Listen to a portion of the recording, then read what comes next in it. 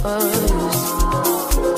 And I think it's time we talk it out and forget all the fuss. And if it's not me, I'll have to understand, and I'll be out your way. No drama involved, but if you feel it's me, if you feel I'm the one, you're gonna need to make a way for me to see. But as for me, you're the one in my heart. Time won't come till the end, and I'll always be right by your side. But as for me, you're the one in my heart. Time won't come till the end, and I'll always be right by your side. I know you're the one. I know our time will come. I feel it in my heart. I see you in my dreams. I keep you in my prayers.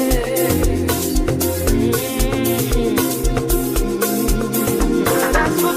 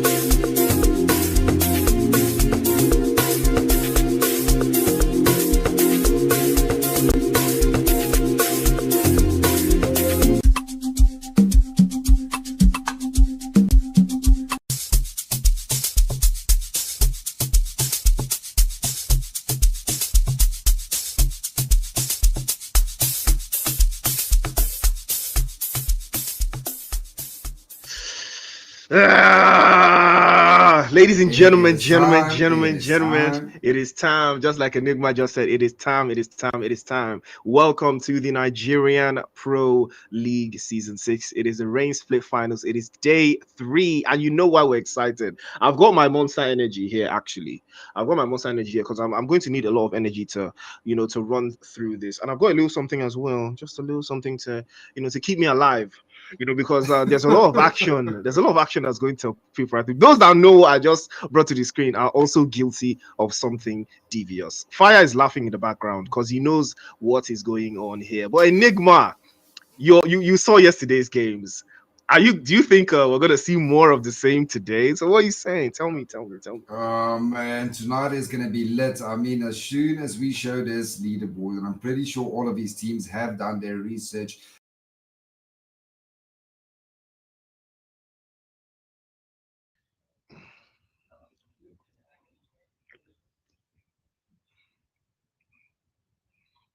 Uh-oh. I can't hear his voice on the data board. Priest, talk. Priest. I can't hear his voice on. Wow. Don't worry. Just continue. Wow. Just continue. Amazing stuff from Active Gaming, man. 100 points on the dot, but the work is not done just yet. 10-11 are hot on their heels, roughly about 20 points away, and Invincibles and Team Apex, Men of Blood, all of these teams are still chasing that second and third place, owing to the fact that they know that there's a little prize money there, in the top 3. Prize money split about 100,000 naira. So we know for a fact, that these that second place, third place, fourth place, fifth, sixth, seventh, even all the way down to eighth have something residual to play for. I'm looking for crazy upsets tonight, Enigma, and I'm talking about teams like Cyclone Shield, Dream Team, Men of Blood, 21st Century, Is there any team that you're expecting, that's going to do a little bit of an upset? Because I think we can head to Miramar right now, and it's still, we still continue to, or rather to Eranjo right now, because I'm looking forward to the Miramar game. That would be a really big decider. But Enigma, do you think there's any teams that we're going to look out for now in game one, knowing the fact that all of these teams have the leaderboard in their minds?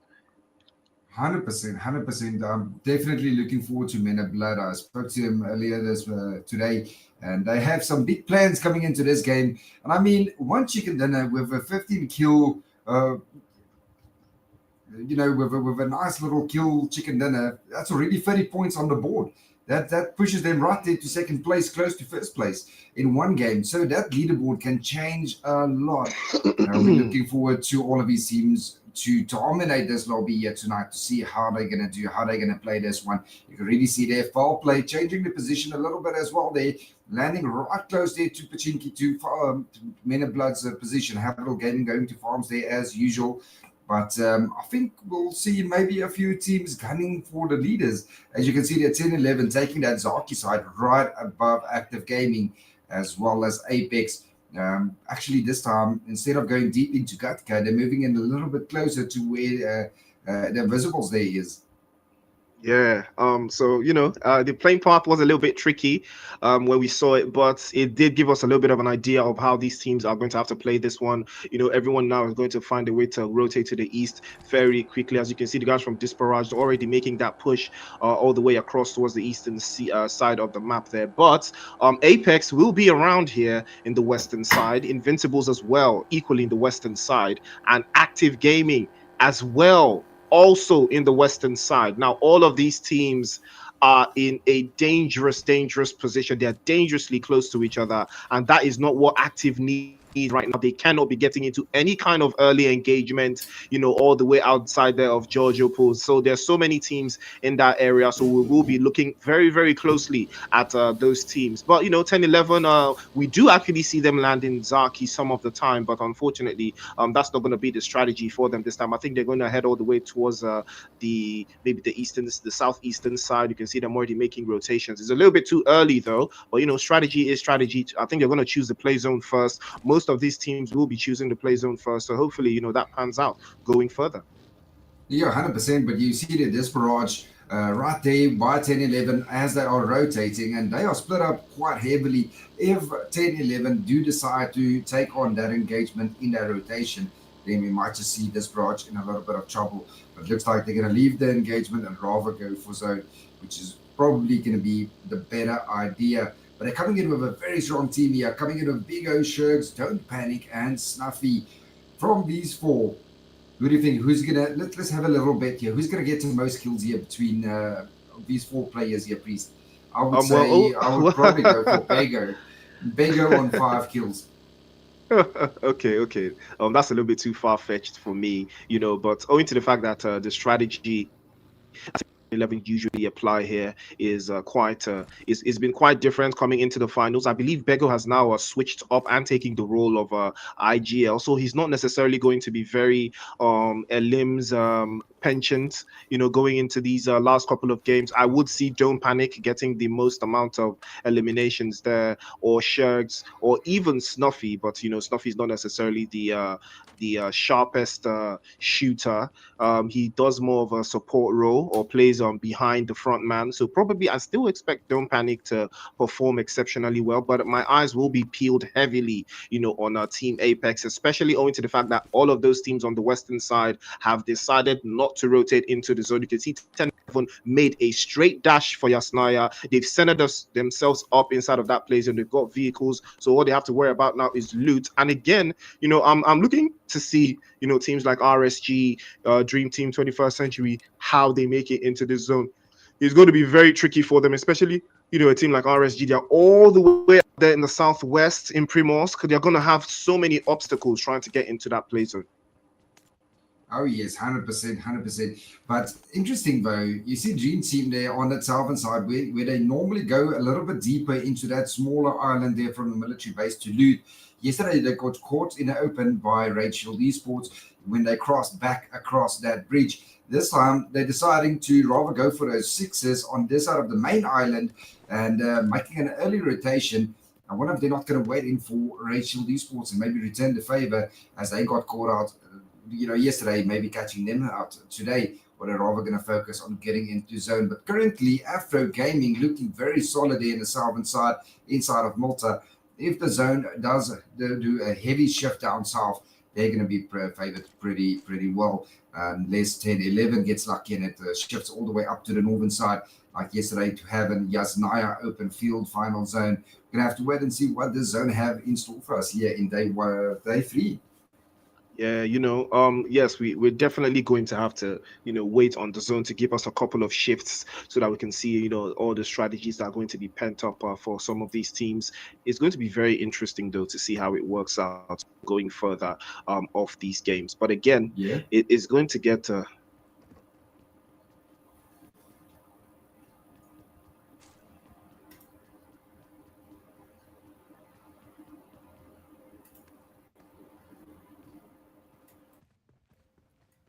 Okay, there we So, go. the northern side looking very interesting here because we've got some action in Severny here. I think Disparage and it is going to be the guys from Free Esport. Disparage have a little mountain to climb, though. They've got to make some significant points if they're trying to make it into, the NPL Grand Finals. Do not forget, all of these points count towards something. The better you perform, the closer to the Grand Finals you will get. And the Grand Finals is bigger prize money. So the guys from Disparado are already on the front foot here, I believe. They've already got one elimination in the books for themselves, but hopefully they will be able to get some more. 10-11 enjoying the Yasnaya without any contempt or anyone trying to start a conversation with them. So they will be enjoying this area right now. But the extremists now and foul play getting into a little bit of a clash of heads there. Tricky scenario for these two teams. They've been doing their absolute best to hold off. But unfortunate scenes for them. I believe they've traded Knox 22 Savage. Will be getting confirmed. And we talked about this Enigma foul plays, upward aggressiveness. And I think they've brought even a new aggressive member, and that is Superboy. PlayStation 5 is still knocked away, and another tag to work through as Coxo will be confirmed by foul play there. The extremists down 2 players, and that's a beautiful. How did they he get get to a vehicle? What? Are you seeing this? How did they get a vehicle up here? I tell you, Priest, man, these guys and their driving skills in NPL. Look, there's 2. There's not even 1. There's 2 up there. I'm not even sure, who pulled up. Is it foul play that pulled up here? Or was it extremists that pulled up here and foul play were already waiting? I have no idea how this even happened. But I'm here for it. I love the drama. I love, the way these teams tend to fight and enjoy themselves while at it. But 2 vehicles on the top, those 2 vehicles, ain't no way they're coming down now. There's absolutely no way. Those 2 cars are gone. I'm pretty sure there's no way to bring them down from that place. But again, I'm guessing it was all part of the strategy for whoever did that one. Yeah, 100%. I think that those vehicles are now part of the structure. It's part of your angle now. But I think when you ramp up that side of the hill that jumps over the house, you see a lot of content creators do that and then jump out of the vehicle, land on a roof, and get a cheeky little shot there from on top. I think Foul Play might have done that to the extremist with 2 vehicles. That would have been something to witness on stream. But anyway, we move. Extremists lost 2 players in that rotation. Unfortunately, Savage and Coxall both going down to Wolf and FaZe. So not looking very good here for Extremists coming in here in game 1. And they've got a few teams there right close to them. So they're not out of the woods just yet. And then the Dream Team got a knock onto Habitable Gaming. And down goes Jealousy as well as Creed from Men of Blood is coming into play as well. Jocko taking out Crusader. Foul play. Men in Blood and Habitable Gaming all having a time of their life there currently. Habitable Foul Play now losing 2 players, losing Station 5 and Crusader down to Superboy and Shamut. But man, I must say, I gotta love Foul Play's new type of play that they've brought into this NPL finals. They've been thoroughly impressing me from day 1. Yes, they've been absolutely super impressive, but can they keep that up? They are in danger, of not making the grand finals owing to the fact that they've not been performing so optimally, but they are on merit of using the opportunity of having to play so many games. Crocs with a beautiful return fire onto Rage there, but the sheer number of Men of Blood will send Habitual Gaming back into the lobby, and they will be the first team in game one tonight to hit the streets and come and join us on the live stream. But Dream Team have heard all of this commotion and they will up to the scene. Here comes Chris. He sees that one. He sees the reset going on. He's gathered the intel. The rest of the guys from Dream Team now is trying to separate their anxiousness now to get this on the way. Ooh, that's a nice spray coming through. Nice knock. No, that's two knock for Dream Team. Dream Team in trouble here now, Priest. They're coming in for a third party, unfortunately biting off another player, and they do confirm Sad. So now it's down to Lucid and Archer. And they still have Chris currently knocked on down. If they could get a revive on in, they're going to make it back on a 3v4. Here comes Rachel Esports also for a fourth party here from back. And it looks like Shaq might just get dropped on down. Manages to avoid being shot there in his backside. A Dream Team, I wonder, are they going to continue? Oh, Rage Shield Esports are also focusing on Dream Team here from the side.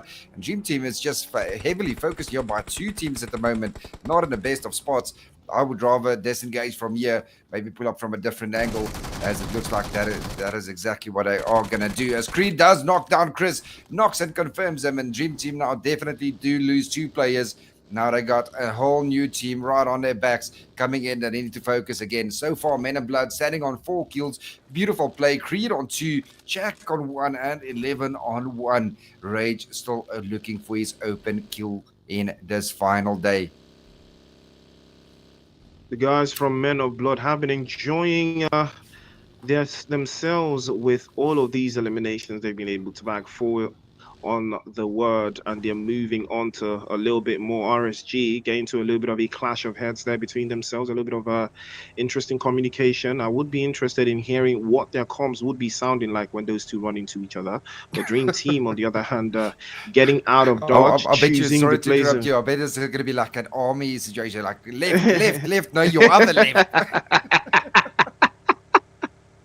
You know? Yeah, yes, exactly. That's exactly what I was thinking. Yeah, but Dream Team, getting out of dodge, they're able to get out with 2 eliminations. But here comes RSG now, trying to fend off the guys from Apex. Rusty has been spotted by Remember Me, but immediately Unicorn, I believe he was able to get a knock onto that corner there onto Manny from RSG. Unicorn again making a move right through, will run over Danny Brown, and now Apex starting to deliver once more. And RSG starting to pay that tax. You cannot use tax evasion this time around because Unicorn is on the prowl. Remember Me and Roach will get out of dodge. They know they don't want the smoke, as Manny will be getting confirmed immediately there. Beautiful play coming in from Unicorn. Apex on 2, and RSG will have to reconvene and get into a better position. Now this is what I was talking about. Apex, you know, showing out in the last bit of the day. It is absolutely insane. Yeah, 100%. That hill was just on fire there. 4 teams pulling on up. Now Men in Blood getting knocked in the kill feed, running into another team. And it looks like these rotations are just pretty hot, as all of these teams are just running into one another. They do have a teammate here that can quickly get on the revive here, but I do have 21st Century right in front of them. They're probably, you see the baby already starting to rotate in, as they are going to come in for the confirm. But I do have some backup. Can Men in Blood survive this push here from 21st Century? Baby and Roy already right on top of him. Roy there with his throwables. Baby's got a beautiful position there, taking those shots. Almost gets down Rage. Down goes Rage. Creed is down as well. Men in Blood down 2. 11 and Shaq, the last 2 up. And Men in Blood lose 2 players. Almost gets down 11 as well. Beautiful spray there from Roy. Can confirm Creed as well. And unfortunately, Men in Blood now down to 2 players also. Beautiful stuff here by 21st Century. Baby getting 1 and Roy getting 1. Afro getting down by foul play now. Oh, it's an unfortunate turn of events for the guys from Men of Blood there, owing to the fact that they just got into an intense battle with guys from the team, and they did come out on top, only to get squished by 21st Century, the better half. But again, it's not too late for them because they did survive this engagement with 2 players. 11 was able to get out of that danger zone. Hopefully, they will find another place. They're still in the south, because most of these southern teams get a little bit too feisty, coming in from that corner. But the play zone is shrinking very shortly. We're going to have our first, or I believe our second zone shift to give us a little bit of more context of what these teams will be running into. But again, that northern side would be the wiser choice, as 21st Century are in just a beautiful position down south, a little bit towards the central position, as RSG will be in a little bit closer towards that central position as well. We saw them play like this yesterday, and it did turn out great in Vikendi. But it's not necessarily the same strategy that applies across all the maps. The terrains are so different. It could get very tricky if you try to play one way in another kind of map. You could pay some serious consequences. But I'm looking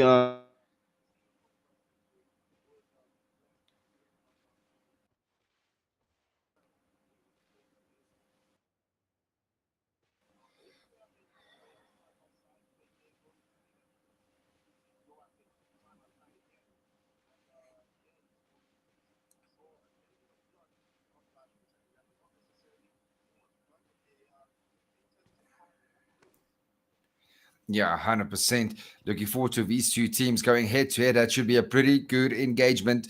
And now we're just waiting. Oh, there we go. Zone shifting down south.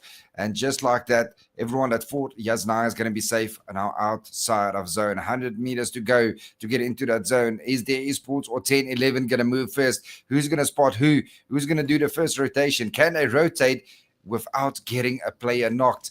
As you can see, there's Snaffy and Bigo going ahead in first. And here goes the spray. Can he get Bigo down out of the buggy? No, not landing any hits. And he manages to get back to his teammates safely.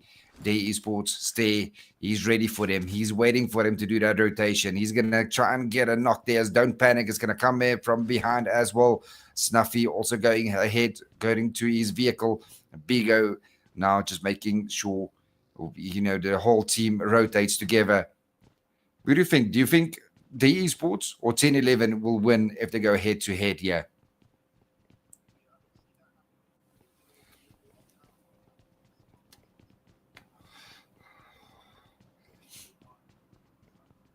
Yeah.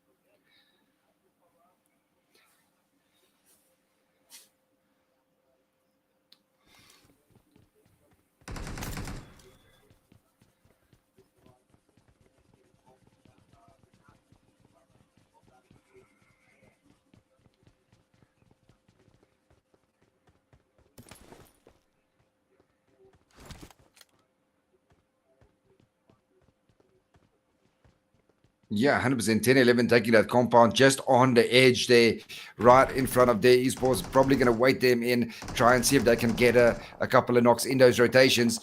But you already have there. Those barrage patch goes down to 10-11 as well, as I was just holding both sides for anyone rotating in here in front of them. And don't panic now, starting to get another angle there on that western side, as the rest of his team is taking that eastern side, waiting for anyone to come here through from Yasnaya's side to try and catch anyone coming in for that rotation. And so far, they managed to pick up one kill, as Snappy picked up that one there on this barrage. But just look at that zone. Currently, Meta Blood, Invisibles, 21st Century Vibe, Raid Shield Esports, Active Gaming looking very solid there. Almost center zone, 10-11, just on the edge of this barrage right there, close to Stuffy and them. 3 esports coming in from the western side. Pretty good, solid inside of zone. Apex still needs to push on in. Might just run into Vibe or Men in Blood. And on the southern side, you've got Dream Team here, way down south, just making on the edge of that zone. The Extreme is now currently very, very slow there on the outside edge of the zone. But that eastern side is still pretty open from the mansion side. So pretty easy rotation for them to get into. Invisibles holding down that shelter area. There's only that warehouse there at the bottom of mansion that is still open for a team to take.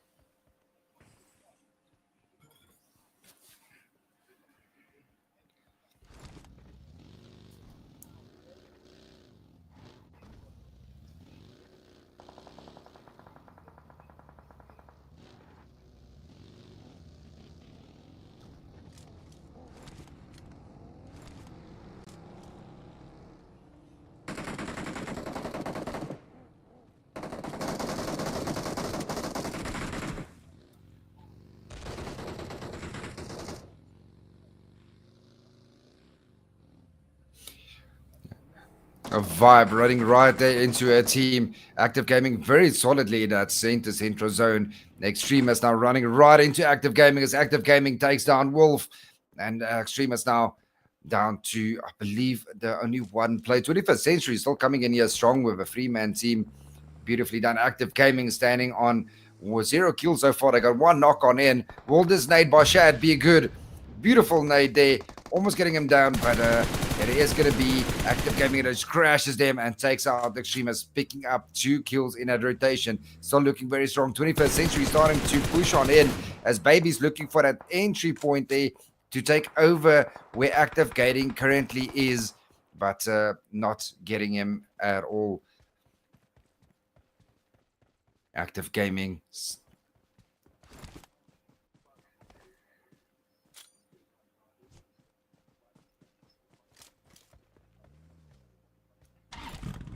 Alright, 100% Active Gaming still holding on to that position. Was just trying to sort out Priest's mic. We know you guys couldn't hear him, but the Priest will preach for us shortly.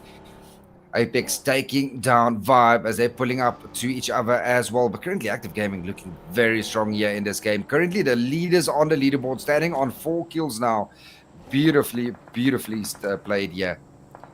Absolutely fantastic stuff coming in from the guys from Active Gaming. 4 eliminations to them, and they are starting to ramp up. We saw them do exactly this kind of performance yesterday, and now I think they've cracked the code. But 10-11, the Chasers unfortunately have lost 2 players, and I believe they lost some to Dare, and it might just get a little bit sticky here. Beggar with a beautiful grenade, but does not connect, as they will decide to make the push onto the other side. Snuffy pulls up, charges his own grenade, tries to pop right through, but Beggar just keeps getting tagged from all corners. Unfortunately, he does get dropped immediately. He's about to get unfortunate for the guys from 10-11 here. Hopefully they can keep the guys from Dare Esports at bay, as Snuffy will be able to pop out his utilities to keep them all the way back. Active Gaming still putting pressure, still sending the Draco and the Pepper all the way across to the guys from Dare Esports, and they do have to hold on for dear life. They've lost a couple of players. It looks like a 2 versus 2 now. Stare and Dami trying to hold off the last 2 for the guys from 10-11. Beautiful Molotov from Snuffy there, but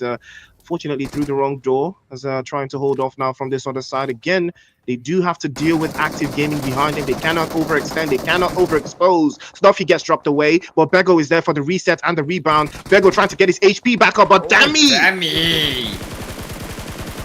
Beautifully played by Dare Esports, taking them out 10-11 back to the lobby. 9 teams remaining, 24 players. Invisibles still coming in here with a 4-man team. Very strong, got a knock on 21st Century. Can they get that confirmed? And they do get down foul play. Superboy as well. Now all down to Shamut, the last remaining player for foul play. Are they going to take out foul play right here? Looking for that last remaining player, as Sean X is just driving around there with the buggy. And right there in front of him, Dream Team quickly makes a run for it right through them all.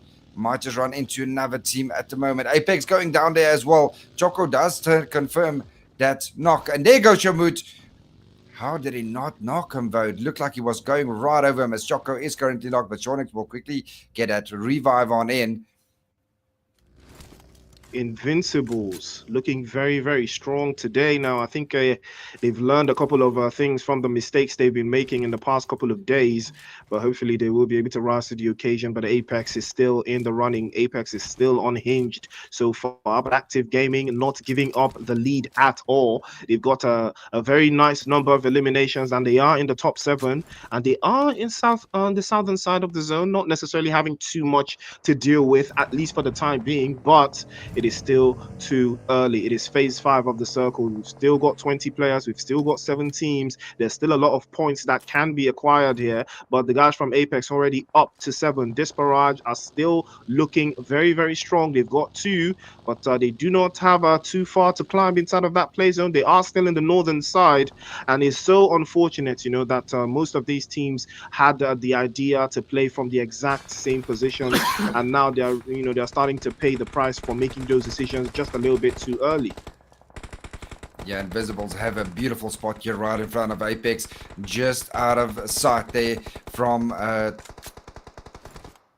Apex starting to rotate in more towards that western side, but I do have Active Gaming just on the other side of the hill, and it is Rules that will get knocked on down. Can Nexus get him up? But here comes Impossibles. Impossibles runs right into Nexus. Beautiful shots from Nexus, drops him on down.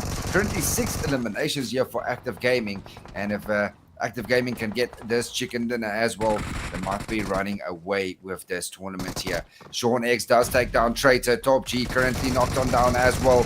It's all down to Nexus now, the last remaining player with Sean X right there below him. Can Nexus get him out? Sean X confirming Traitor there. 7 kills on the board, 1 player left. It's Nexus versus Sean X. Impossible still knocked there as Choco's getting that revive on in, and now it's a 3v1. And I think this might be it for Active Gaming as Sean X is now coming on in. Beautiful grenade there around the corner for Nexus, but he does get dropped on down by Sean X. And that is it. Active Gaming got stopped there by the Invisibles. Apex right in a ditch. They've got the final zone. They might take it. They've got Invisibles right there next to him as Unicorn is taking those shots, knocking down Choco. And there comes Sean X. Can Sean X get a return knock on Unicorn? Can he get Choco back up? Or is Apex going to push in onto them? Moonlight and Rusty just on the edge there of that mountain as Rusty is putting up right in front of Impossible. Right behind him is Moonlight. Can they get Moonlight down? Will this be it for the Impossibles? Ooh, Apex pulling up. And now trying to breach into that compound there, being held by the guys from the Invincibles. They've got 1, they've knocked 2, and they've knocked 3. Invincibles snuffed out by Team Apex. 10 eliminations, and Apex are starting to claw their way up. An opportunity here for Apex to hold off the guys from Disparage all the way from the northern side. Moonlight sets his sight onto the northern area, sprays perfectly, but their esports is still there, still surviving, still holding on onto the eastern side. Again, this might be an opportunity for them to work through, but Unicorn will catch Dammy, knocks him clean off as well. Their esports sent away courtesy of Apex and Disparage working together. Bougie's on the back end, 5 eliminations for Disparage, but unfortunately they do not have the play zone. All the bases are covered. Apex are spread so perfectly, so beautifully. We've seen them play this time and time again, and now Disparage is all left to them. Can they stop Apex? Apex are starting to chase down Active, starting to chase down 10-11, and even trying to keep themselves clear of the Invincibles. And now this is the performance that will get that job done. Unicorn on the right hand side trying to hold off Moonlight with a beautiful grenade just to block the vision there, and they will take the push onto that position. Apex will want to get all the points possible, and a beautiful knock onto that position from Unicorn. And Apex now starting to breach through, jumps out of immediately, and will use the DBS to seal the deal. Apex coming in with a win. 6 kills for Moonlight, 6 kills for Unicorn, 0 for Kage, 1 for Rusty, 13 kill chicken dinner. And just like that, they pick up 28 points. And I mean, that pushes them right there close to second place. But I mean, Active Gaming didn't do bad at all. Active Gaming ended off with 7 kills in 5th place. So currently, Active Gaming should still lead that leaderboard. We're going to switch over to Fire so that we can hear, what an analyst can say to us. How's it going to be? But Disparage coming in second place with 5 kills. Not bad for Disparage at all. Priest, what do you think of this game 1 in the final day? Whew. Man, I ain't gonna lie, yeah. I knew Apex was gonna turn up, man. I said it, I said it today. I literally said it at the beginning of the game. Watch out, Apex is one of those teams that likes to turn up, when you least expect it, and I've seen them perform exceptionally during the course of the entirety of the NPL. So this performance does not surprise me. They did win a game yesterday, I believe, and on day 1 as well. So I could be wrong, to assume that 10-11 right now are not safe after the performance that Apex just had. 10-11 are no longer safe. They are rightly within reach right now, and now the battle has ramped up. There's prize money up for grabs in this stage. Top 3 walk away with something. So Apex know this. They've learned that the lobby is a little bit tricky, but they will adapt, and they spent the past 2 days adapting. They've still been within reach, of second place, of third place, of first place as well. And now they've edged a little bit closer. They need to perform more like this. And again, it is just too early to call. Active Gaming doing just enough to put some points on the board. And I talked about this yesterday. A vampire esports-esque performance, getting points in every single game. That is how you win. You make sure you get points in every single game. 100%. It's all about that positioning, placement points, and kill points together to see who's going to be our final NPL champions. We're going to take a quick break and head into our second game. So if you're new, leave a like and subscribe. We'll see you now.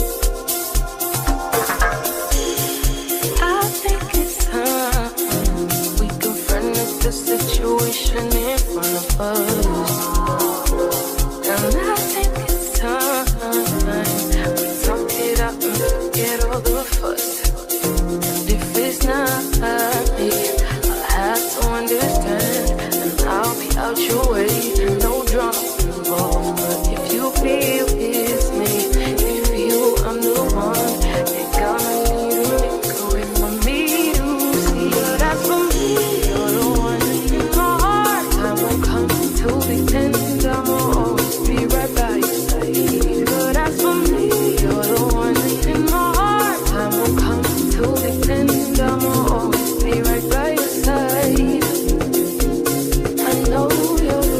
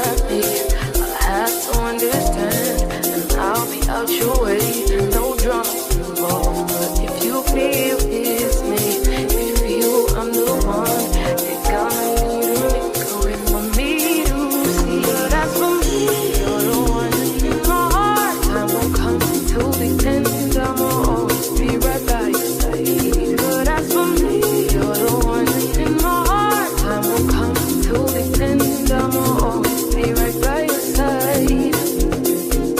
I know you're the one.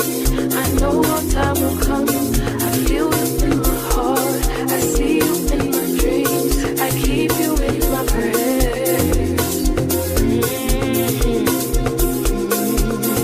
That's what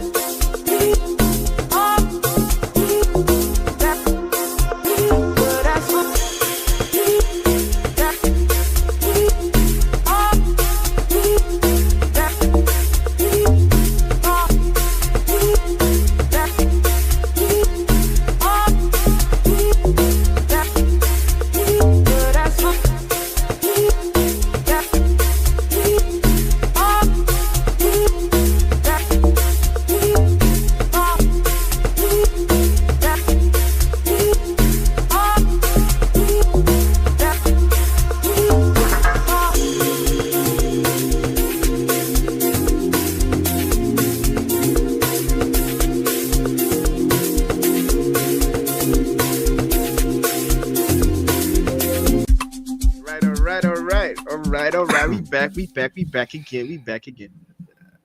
And there we go. Welcome back, ladies and gentlemen. It is the final day of rain split finals.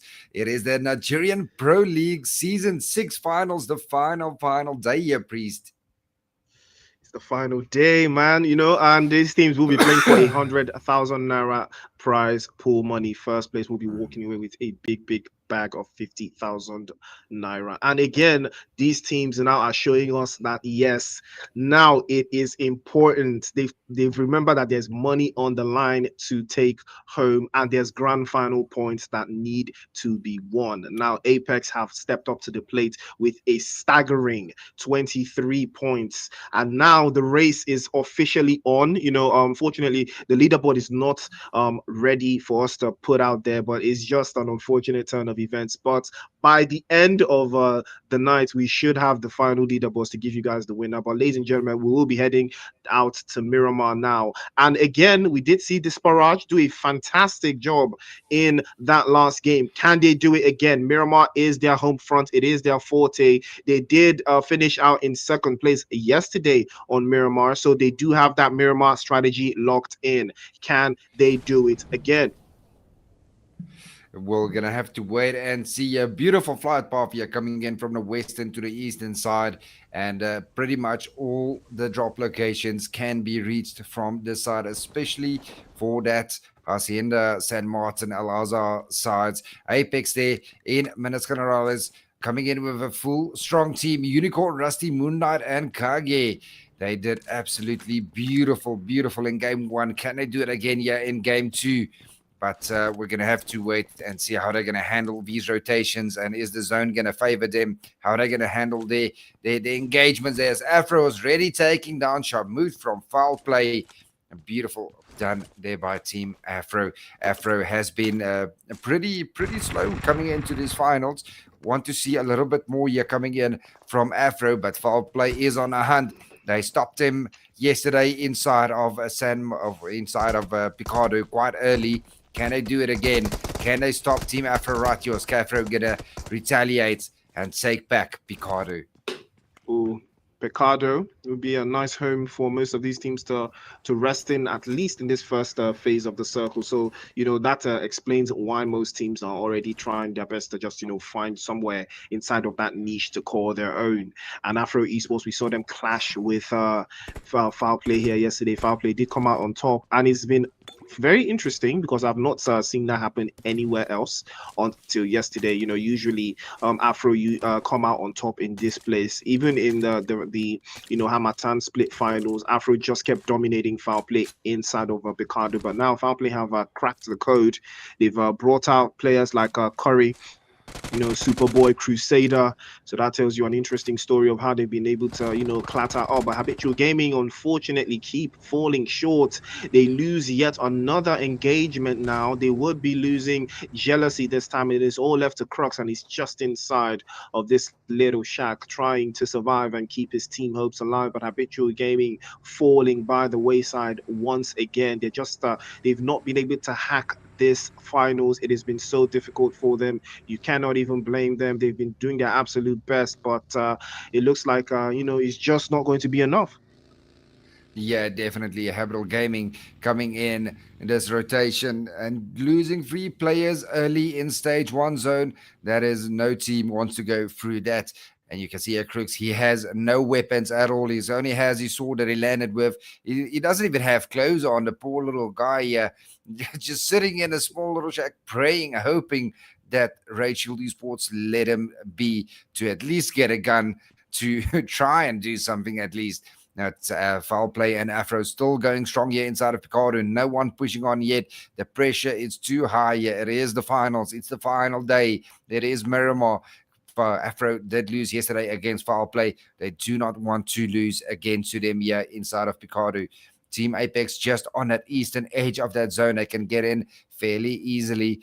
No problem at all. But they do have Sean X and his team quite close to him there. It might be a little bit of trouble. But coming here from a Salvan side, you got Men of Blood, the Esports, Desperate, Active Gaming, all need to move on in with foul play, and Team Afro holding on to Picardo. They're going to have a pretty interesting rotation coming in here from the Salvan side, especially those from 10-11, the Extremists and 21st Century, way off east. Now, this bottom southeastern side is going to be it's going to be a difficult rotation for most of these teams. Yeah, it's going to be so difficult. The South, most of these teams do love to play their South games, and they usually do. They usually do a little bit of a tell on themselves when they do play from that southern position, especially in the third phase of the circle. Foul play now in serious danger. Afro Esports will make the advance onto that position. Oh, Aimbot with a return fire, beautiful, fit for a king there, beautiful knock onto that position. Will open the gates now. Foul play down to PlayStation 5, and it's all left to him. Afro will take the push onto that position, but a beautiful spray onto foul play onto Afro once again. Stoner will be the victim this time. Superboy is still knocked away. The reset onto Neo is complete. He's down to about 1 HP, but he does have the M24 in hand. An opportunity for PlayStation 5 to deal with now. A nice tag onto that side, phasing the shots, but now he's down to 1 HP, and he is going to be swept away. Afro Esports will come out on top now. 4 eliminations for them, and foul play will not see the light of day. Yeah, beautiful play here by Afro, taking back Picardo, and they played together. Absolutely be Neo on 1 kill, Aimbot on 1 kill, Aimar on 1 kill, and Stoner on 1 kill. Each of them confirming their player not losing their fights. Stoner only being the only player currently knocked, managed to get that reset and they can go back into their second game here with a full man team, and that is a huge booster here for Team Afro, winning that fight on their landing location. They've got the loot, they've got the vehicles around them, and they can focus on the rest of the game. Yeah, they can easily focus on the rest of the game here. They have a play zone, they have they have utilities, they have vehicles, they've got everything they need for a successful game right out the gate. Starting the game with eliminations, a squad wipe is always the best way to start. Your morale will be at an all-time peak level, and your team will be on communicating very, very well. So it's so different on both sides of the coin, because you've got teams like Habitual Gaming now that would be on the other side. They're still alive, but they've lost 3 players, and now they have to make up for those 3 players that they've lost in some sort of ways. So much pressure on Crooks to keep it up for the guys from Habitual Gaming, owing to the fact that they're still trying to get some grand final points, but it's not looking too likely likely for them, based off of the performance they've had so far. But it's not too late. They've still got 2 games to put some points on the board for themselves. That it gets very interesting going into the couple of phases of the zone right there, because 21st century, the extremists, active gaming, disparage, 10, 11, dream team, all of these teams are now making their rotations inside of that first zone. They do not want to get caught out on rotation, and this is the best time to rotate if you're not trying to get caught out, and make a place for yourself inside of that circle. But again, most of the teams that are just chilling, in a little bit of a dead center position like Free Esports and RSG, will be happy right now because they know that they're safe for a couple of zones, before they decide to make any interesting plays. Yeah, 100%. And look at that zone. It is just way off in that northwestern side. Still waiting for these southern teams to start rotating in to see how they can handle that rotations coming into, especially the southern side with Apex and Afro holding the majority of the big compound here on the edge of the southeastern side. But we do have Men of Blood, Vibe, and D Sports all rotating their close as Men in Blood's going to go right there on that central position on that mountain, right in front of Raid Shield Esports. And you can see there, Habitable Gaming, they did lose 3 players right there in the creative fields. They'd still have Crooks currently left. Crooks trying to survive as best as possible. Raid Shield Esports splitting up there in El Paso. El Paso being such a big city, it's going to be impossible to cover every single area, but it looks like they're going to rather move up to that northwestern side of El Paso, maybe take the upper side of it and come in late for the final zones. It'll be interesting to see the zone shift, if it's going to move back down to Montenegro or is it going to centralize there right in the open fields of El Paso. But all of these IGLs are currently just guessing, hoping for the best. It's still this first stage of the zone, waiting for the zone to close to give us a little bit of an indication of where this next one's going to be. Yeah, the zone is just a very definitive and decisive factor, for how these teams will choose to play going forwards. And Afro Esports already on the right path. They've got themselves some interesting numbers and points on the board. And it gets even better, as the game goes on. But the job for them still needs to go a long way if they are trying to crack into that top 3, or at least get some significant points to push towards the grand final points that they will accrue, inside of this game. Again, active gaming, playing it a little bit too slow, not necessarily too slow, just slow enough. They are inside of that zone, so it would be a definitive factor, like we said earlier, how the zone decides to move. But I do see them being in the next couple of zones, at least towards phase 3 of the circle, before they have to make any kind of definitive or distinctive rotations that would put them into a position for them to take any engagements. The only engagements that could be happening right now is anyone getting caught, on rotation from trying to get or hold a position in this central position. Now, Active Gaming, why they are one of the strongest teams, they do not necessarily love to play the compounds. They are on the terrain. They are just chilling, unlike Free Esports and RSG that do love to play inside of compounds. So that gives them a little bit of an extra strength, but they are very open and exposed to third parties. So, the strategy that is going to be applied inside of Miramar, it has to be so efficient if you're trying to, play for at least the maximum number of points allowed, for the number of players inside of the game at that moment. So right now, Active Gaming have the right idea. So does RSG, Free Esports, and even the Invincibles. All of those teams have the same idea, the same principles of rotation in Miramar. But now, will the play zone be favorable to them? That is the big question. Oh, and looks like we are going to have an El Paso open field zone. We've seen this type of zone too many times to know exactly what is going to happen. It's 10% it might shift away towards the creative fields or maybe down to power grid side.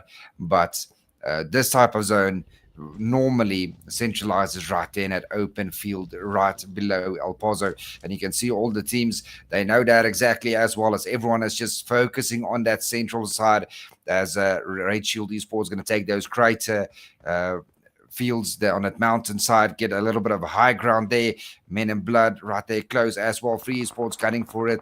The Impossibles also starting to move on in, as the Invisibles going to try and get a little bit closer there. But we do have Apex here that have sights here on the extremists, Are they going to get an open knock? Will we see Apex taking on their first engagement? Yeah, as extremists are still looting away. I don't think they have any idea that they are currently being watched here. Looks like they're getting ready to move as they're fueling their vehicle. But we do have Unicorn here on the edge of this mountain, just watching them carefully, waiting for that open player to get at for open knock for him. He's getting ready in his vehicle. Will we see Unicorn taking that shot now? I think Coxel is in the open there. No, decides to get back in his vehicle. Hop back on out. No, he's deciding to leave that for now. Oh man, I was hoping for engagement here. That would have been a pretty good engagement. No, maybe it's Unicorn's trying to get it. No, it's happening. This is happening right now. Apex will take this fight. They will take it. That's for sure. They're just circling around, gathering some intel. Unicorn, this is exactly his role. This is exactly his job. Kage is on the back end, and now the sprays will start to come out immediately. Extremists in serious trouble. The sprays one after the other, but Easy and Coxer will get out of danger. But 22 Savage and Dollars will not be so lucky, as they will be the first two to be victims of Apex. Apex start again with gathering the points, and I told you this was happening. They had already set it in motion. The moment Unicorn changed his position, to get onto higher ground and take a look at Moonlight's position, he was already waiting for them to make a rotation towards his side of the map. Kage was playing on the back end, and now they're getting tagged up. Unicorn's been spotted, and a little bit of return fire coming in from the extremists, but they're just too far away to deal any kind of considerable damage onto the guys from Apex. So they will walk away with 2 eliminations, I believe. If they've only one. Remember, one of the players bleed out to zone. Vehicle explosion doesn't count as a kill if you die to zone. So yeah, they only picked up that 1 kill, unable to confirm the second player. But still, that's pretty nice for Team Apex. Get an open kill, making sure they don't lose a player, and they can rotate again and try again with another team. That's pretty solid stuff. Slowly building on your points. Get a kill point here or there. Get a little bit of placement points, and then at the end, get a chicken dinner. So far, it worked out for them in game 1. Can it work again in game 2? The extremists now down to Coxel and Easy. Just a 2-man squad, but it's still a dangerous squad as it's Easy. Won't be that easy to get killed at all. Ooh, something interesting going on here. Afro Esports will set their sights onto active gaming. I saw a Mini 14 go off, and someone got knocked away, but here comes Shad trying to take the fight onto Afro, but he gets tagged away. Active Gaming sent away here in 15th place by Afro Esports. Ooh. And now the cooking. Ladies and gentlemen, we are now in the kitchen because the cooking has started. Afro Esports putting the nail in the coffin for Active all the way out there. 8 eliminations for Afro Esports. They've sent 2 players away. And I talked about Afro Esports turning up today. It was in my notes. But is it too late for them? Yeah, we're going to have to wait and see for that final leaderboard. But beautifully done by Afro. 8 kills on the board, Priest. 2 for each and every player on the team. They're playing this absolutely beautiful together here. A full nice little teamwork. Get it confirmed. Don't lose a player. Full team. Focus on the next one. Ooh. It's too early. It's too early to call anything right now, but Afro Esports starting to cook, and I've seen them cook in Miramar time and time again before, in the past.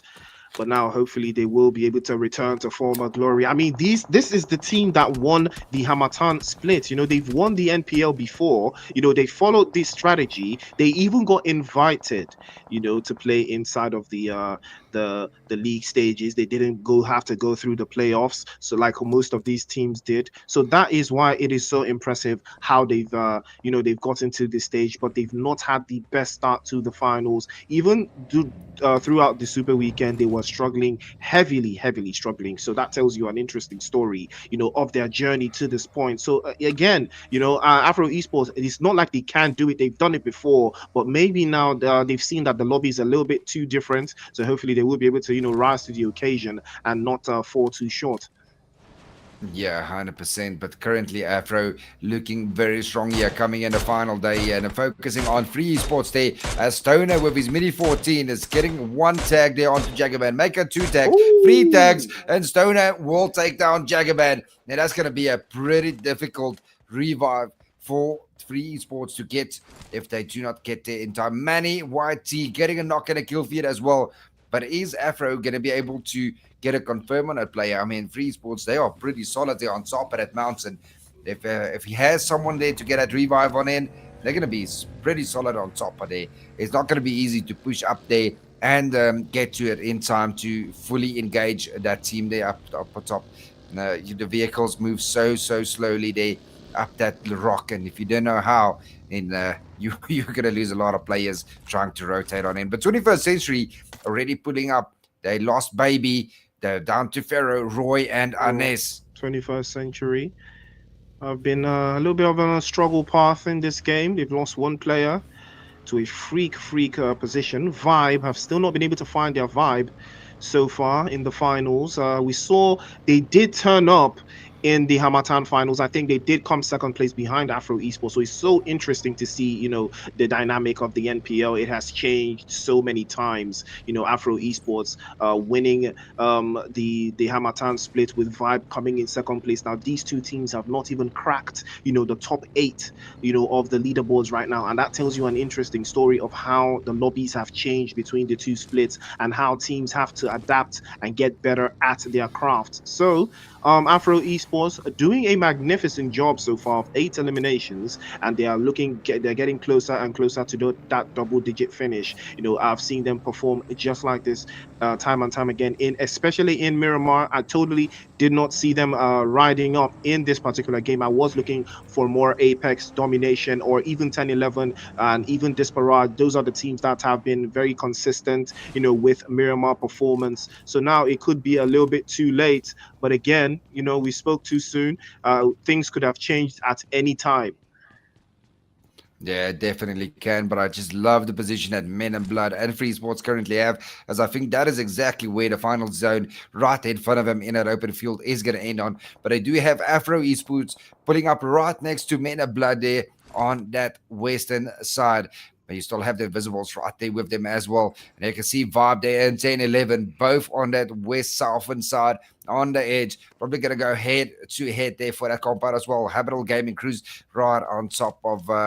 I can't exactly see on this map who is there with them, but there's 3 teams inside of El Paso. You got Disparage and Dream Team on the northern side starting to push on in as well. 21st Century Pharaoh also coming in from the northern side. Apex still has to push through all of those teams to get on in. And at eastern side, we do have Extremists starting to push in. Afro now focusing on Impossibles here as they got Choco in his sights there. 21st Century Annis gets knocked in the kill feed.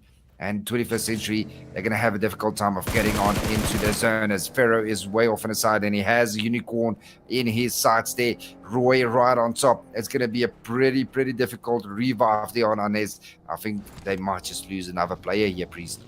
Ooh, could get very tricky for them here. Apex will take the fight. That is for sure. Aness will be confirmed by Roxty.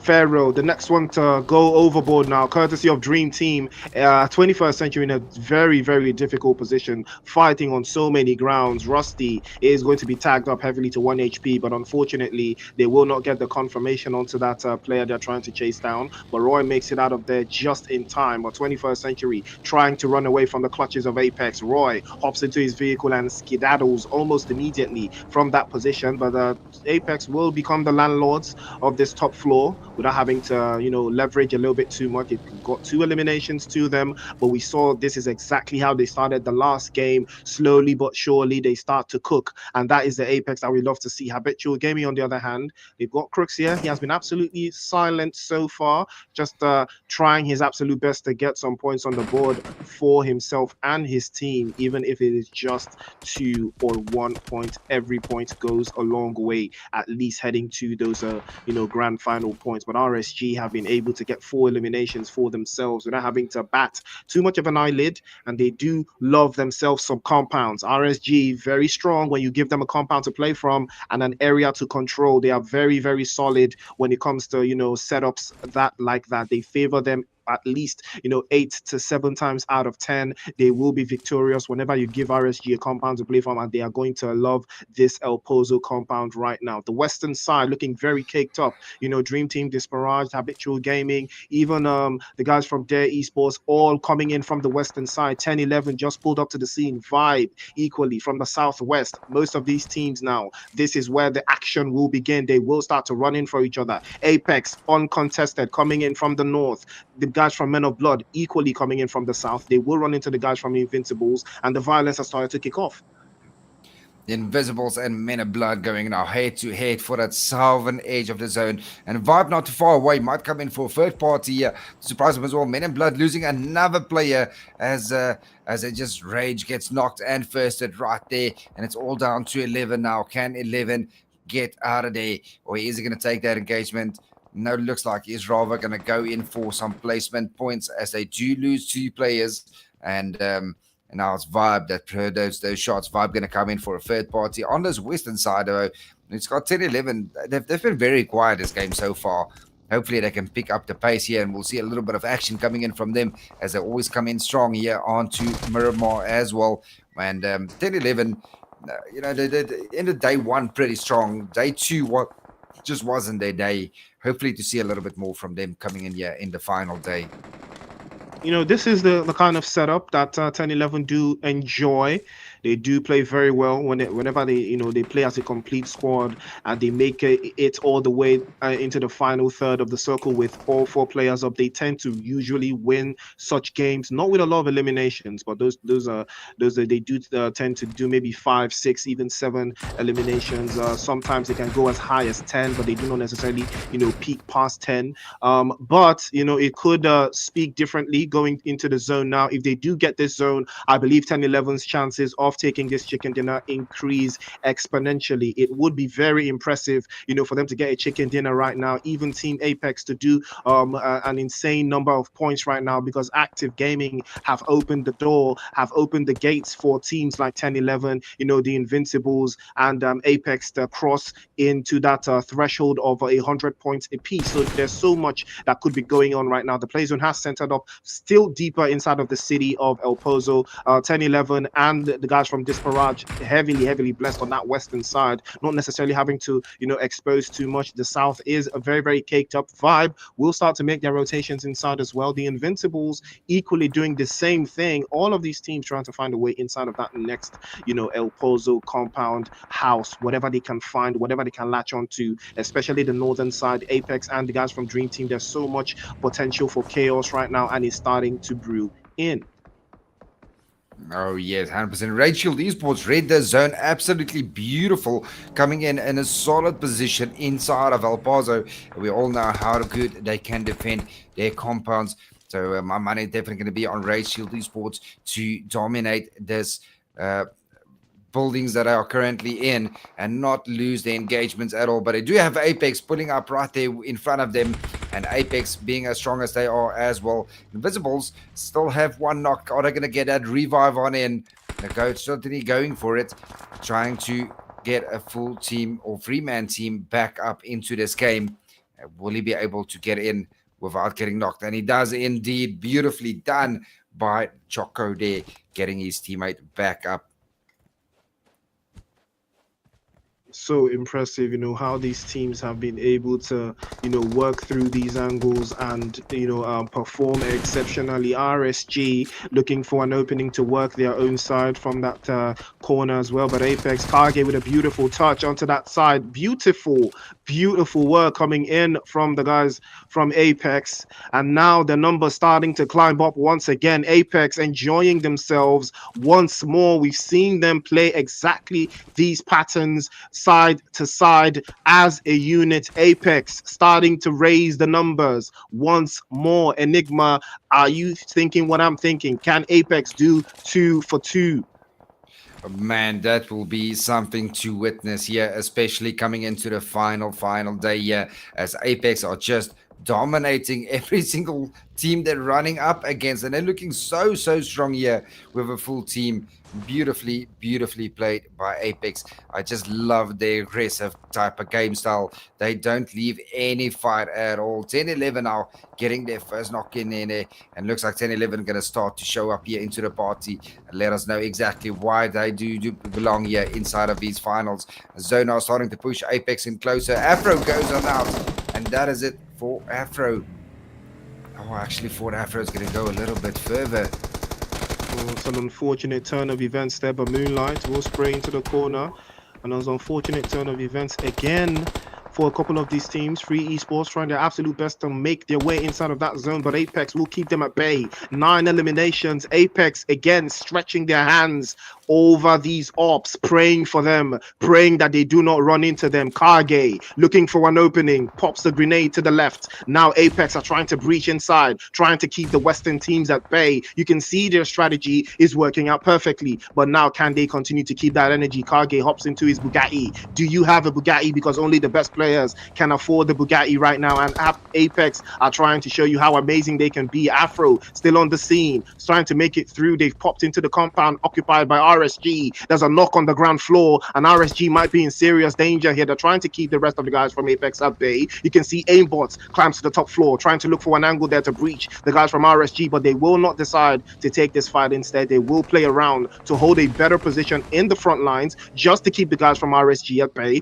Moonlight will open the gates. He will knock Roach immediately, and here comes Manny trying to pop through from the corner there. An opportunity for Afro Esports. They will choose to move inside of that play zone instead. An opportunity now for RSG to reconvene and reconsider their options right now. They've got 7 eliminations. This is not a bad game, but it could go so much better. Apex now up to 11. Grenade from Gyatso. Dare Esports daring again. We saw them send the guys from our Apex back into the lobby yesterday. Can they do it again? Another grenade will cook. Will it be perfect from Gyatso? Will do the job. Rusty will be spotted by Afro Aimbot. Knocked away as well. Manny confirmed. And that will be the end of RSG. Apex on the ground floor now breaching through, trying to hold off the rest of this team. They've got 12 eliminations and an opportunity to take yet another chicken dinner. Dare Esports have them in their sights, and now utilities after utilities through the window. Apex in serious trouble because they do not have the play zone. They have so much ground to cover, but will they be able to hold off? Do you want to say how incredible lucky has Habitable Gaming been? Krooks managed to get in a small little area inside of this El Paso, and Zona has favored him over and over again, and he made it all the way here to the final zone without moving at all. The Boji almost going down here by Aimbot as he gets spotted there on top of that building there, or that nade almost taking down Aimbot. But now it is all Afro. Afro standing strong with double digits. 10 kills on the board. 4 for Aimbot, 2 for Neo, 2 for Amar, and 2 for Stoner. Bigo getting knocked on down by Dare Esports. It's the 3 most aggressive teams in the lobby going head to head here. Afro, Apex, and Team Dare. Disparate still in it as well. Disparate still coming in strong here with a full team, I believe, which is pretty impressive, especially for Disparate where they are at. Haven't seen much from them, but I managed to get on here. Stoner goes on down.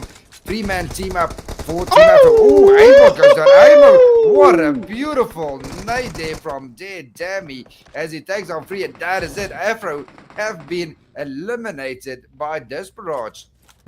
Oh, that's a beautiful grenade to work through the angle. Snuffy gets blown away by Moonlight. 2 for 2. Apex are still cooking on the left side. Moonlight unfortunately falls to the play zone, and that will be the end of the of one of the players from Apex. Is all left to Kage now, trying to deal with Bego. A grenade is perfect right over the top, and it might just connect. Bego is in danger, and he does fall immediately to that grenade, but not before taking out Moonlight as well. And now he is going to be tagged away by Dare Gyatso. Dare Esports still daring to hold on. Vibe on the northern side, and Apex with 14 eliminations still want to take the chicken dinner. Taiwo has been spotted by Don't Panic. He's going to get knocked away as well. 10-11 still trying their absolute best to keep it at bay, but their Esports in a beautiful position. They have oversight, they have overwatch of over every single op. All they have to do is look ahead, and a beautiful grenade onto that top side connects through, drops Don't Panic to about 45 HP, but he will survive. He will hold on. But take a look at Disparage. 4 players up. They have all the numbers. They have all the terrain. They might just take a chicken dinner. They might just have 1 foot inside of the grand finals. It would be so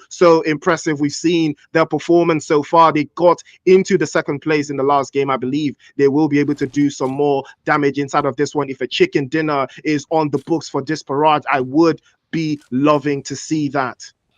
Oh, 100%. I would love to see it as well. But these Sports still coming in with a 3-man team. They've got 1 elimination on the board.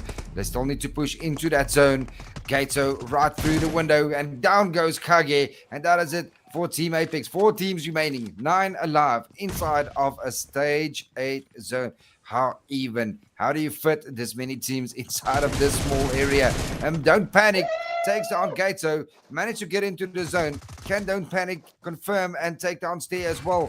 He's got Steer right there next to him, but no, it will be Dammy that takes out the last from 10-11. Gato trying to get his teammate back up. Can they be back on a 3-man squad? Oh, what a beautiful nade from Boji, confirming it. And now it's a 4v2, and this branch might go all the way. Beautiful another nade. Stallion taking down Dammy. It's all down to Steer. Are they going to go all the way? Can Stay give... Oh, this is going to be interesting. Stay around the corner, and he gets spotted. He's down low. Stallion around the corner, and it is going to be Desperage taking the second game. Disparage, 10 eliminations and a chicken dinner to boot.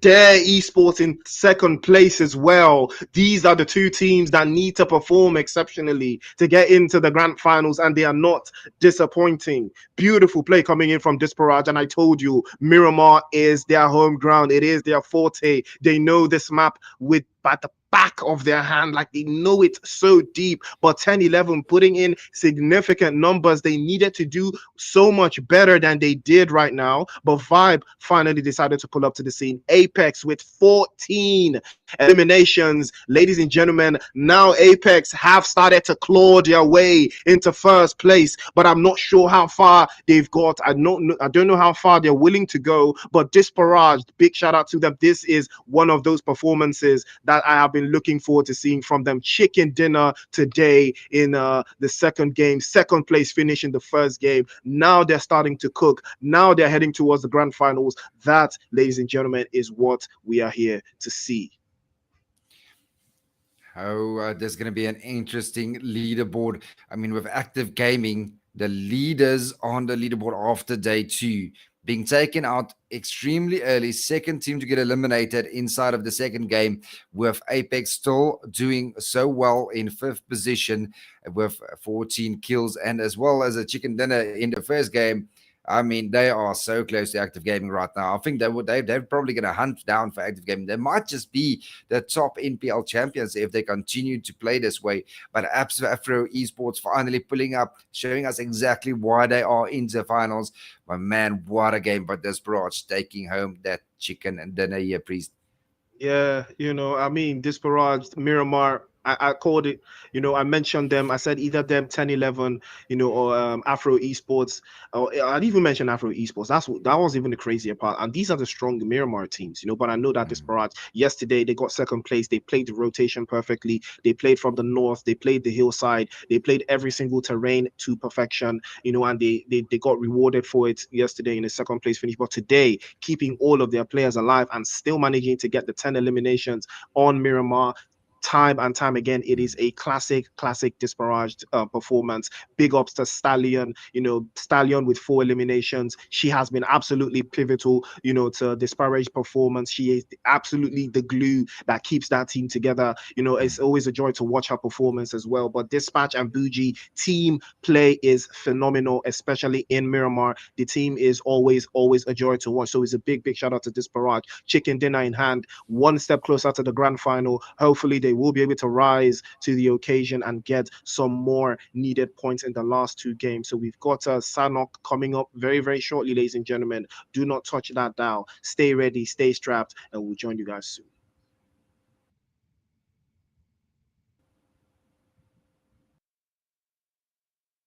All right, guys, things are really, really getting super interesting and getting heated up into our third and our fourth game of the night. I do believe we're going to be heading into a Sandhog game.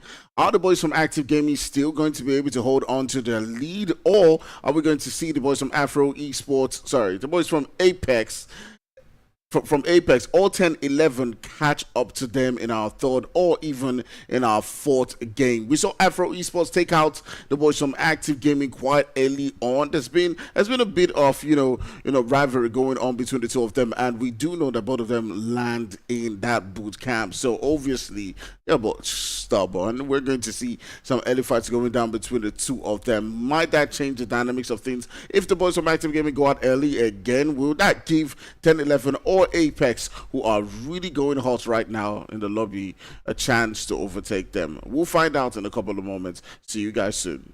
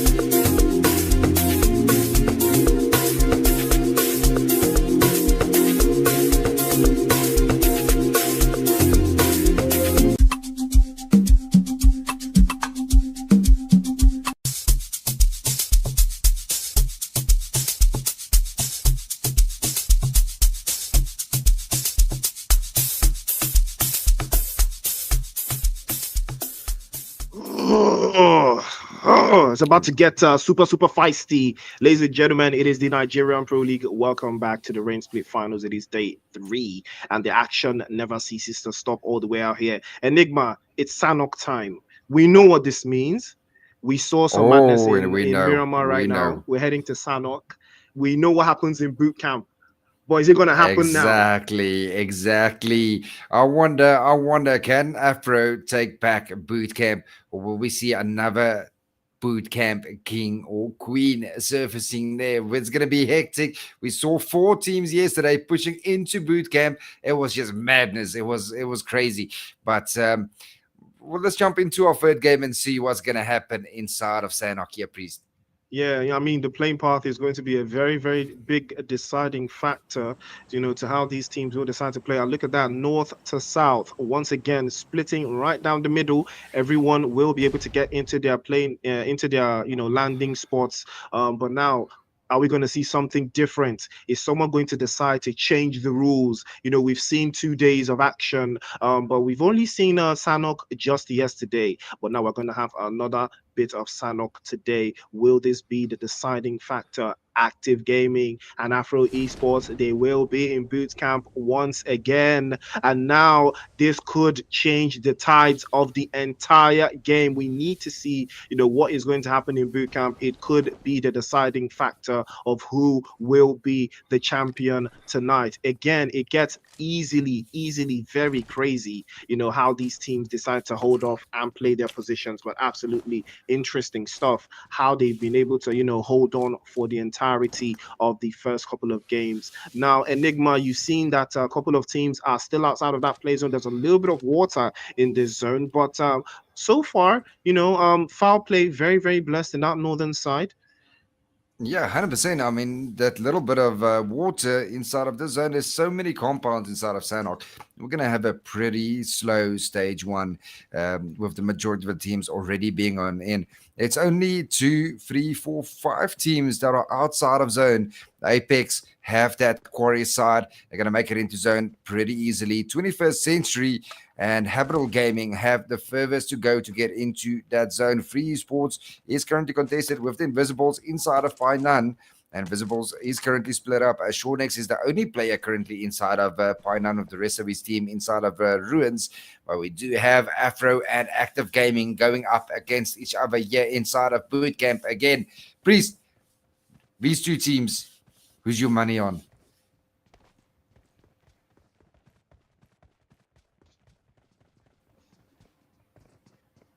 Afro Esports slithering quietly, looking for their perfect moment to put a spanner in the works against the guys from Active Gaming here. This could be a very huge decider on how this game will go. Aimbot is on the ground floor, just looking for an opening there. A little bit of a bait and switch.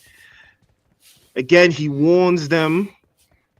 As you can tell, Afro Esports, they have also always been playing boot camp right from the beginning. They've not stopped, and they're not looking to stop now. But Active Gaming have every single corner covered. You can just see the aimbot in front. He's looking for that open knock. He's got a 6 times locked and loaded. I think he knows exactly where Rolls is. He knows where Traitor is. He's looking for the first player to make a mistake, to be in the open. As we do know, aimbot, he does not miss. The top DG spots him as well. Quick little peek. Quick little another peek. Not getting a knock or any damage on in. Aimbot just pre-firing that window, hoping to get an open knock for his team. He's got Nexus and Chad in the front line, as it looks like Chad is looking for that open knock on that southern side of Bootcamp, as he's moving into those warehouses area. Will he be able to catch them off guard here? But so far, Afro rotating here on this edges side, and no one just pushing out. I mean, no one wants to be that first player to get knocked in any game, or the first team to get eliminated. The pressure is just too high. Afro finally got their first pretty solid, good game, good kills in the Miramar one. They're looking to do the same here inside of Sanok, and Active Gaming as the leaders on day 2. They're going to look for to, keep that first spot. So they definitely don't want to be that team that gets eliminated first year. It's all on the line for these 2 teams here currently. And it's all about who gets the first tactical advantage here. as Afro Esports will be trying to hold off the guys from Active already all the way across. They've spread up around the entirety of boot camp. I do love the splits they have. Shad is in a brilliant position. If he can catch one of the Afro guys unaware, that might just change the entire dynamic, the entire power dynamic of this boot camp position. But again, it is still too early to call. They are all still dancing around each other. Nobody is fully committing to anything just yet because they might, suffer some serious, heinous consequences if they get it wrong. Aimbot still prancing around inside. But again, most of those teams that are already in the north or western side, like their Esports and Dream Team, it looks like they might get into a little bit of a skirmish even before Afro Esports and Active decide to clash horns. And so many teams here are still vying for those points especially the second and third place, who still walk away with something in that. So most of these teams know for a fact that if they perform well enough, that some of that prize pool money might just touch them, but they need to stay consistent. They need to keep the points going in and in and in every single game, every single time. And hopefully they will be able to rise to the ashes, or rise from the ashes, like the Phoenix. Yeah, Dream Team now getting caught there in that northern side in the water, trying to cross away through their esports there on that side. Aimbot gets knocked in by Free Esports there from the mountain, coming in for third party. And this might be it for Afro if Active Gaming actually did see that and focuses on the kill feed. Free Esports getting knocked there, another one that takes down Aimar. Free Esports moving in hard here onto Team Afro here. Free Esports right on top of him. It is Mandu. Mandu gets another one down. It's all down to the last remaining one. And he takes down Mandu. It's all down to Stoner. Can Stoner get another knock on in? Is he going to stop Free Esports? And he does indeed. Beautifully done with 1 HP. And Active Gaming, if they move quickly, they can quickly eliminate Afro here out of boot camp. And it looks like they are moving through on that edge side. Stoner is going to get that heal on in, but can he get Aimbot back on top? Can he get that reset on in? Can he make it a 2v4 where his Active Gaming can take him out completely? Oh, Afro Esports coming out clutch with that one there, but Aimbot has not been picked up, and it's not looking like that's going to be a possibility, as he is going to be feeding Stoner that intel. You can see that that's what's happening there. Stoner will be moving all the way to the backside, and he will try his absolute best to deal with the guys from Active Gaming from that position. But now Aimbot, unfortunately, will not be picked up, as Afro Esports will be getting themselves 4 eliminations courtesy of the guys from Free Esports, but they did lose 3 with that engagement, and that is the danger of sitting around and waiting tactically. And that is why Active Gaming make the right choice of choosing to stay inside of the central part of boot camp, so they were not exposed to any kind of third parties that were coming from the hill, unlike Afro Esports. They totally forgot about the hillside, and they got blindsided by the guys from Free Esports, losing 3 players so unnecessarily if they were ready to be planning to hold off that corner. But now Stoner's in a difficult position of 4 versus 1. He's trying to get tagged again, tries to open the floodgates again, but he is going to be overwhelmed by Active Gaming, and they will walk out with 1 elimination. They could have taken this fight way earlier, even when the guys from Afro and Free Esports were getting into that skirmish, but they did not. So they only managed to get 1 elimination out of all of that, owing to the fact that they did get, I think they got like 9 or 7 in yesterday's game.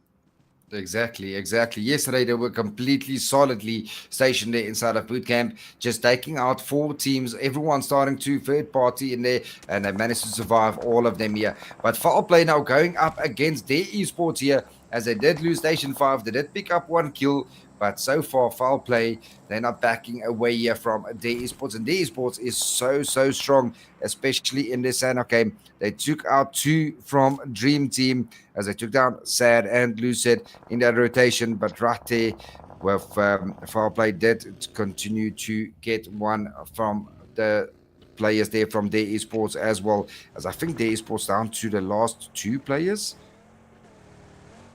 Well, we're about to find out how many players they've got so far, but the entirety of this central position a little bit. I would call it a central position inside of that circle. It could get very hectic, for most of these teams. But 10-11 still up at full strength here, trying to deal with the guys from Dare East, or from Men of Blood, and beautiful spray coming in from Shergs, trying to hold off, as Bego unfortunately has been knocked away once again. He was just picked up, and now he's been knocked away again. 11 still on that backside, trying to put some pressure onto the guys from 10-11. There's so much exposure from that side, and now 10-11 need to surround this position. They need to keep the rest of the guys from Men of Blood at bay. But another spray coming in from Foul Play. Snuffy will be the next one to fall this time, and Foul Play will just pull up to the scene as well. There's so many teams in this area. Creed will get the confirmation on Tobago, and 10-11 starting to struggle once again,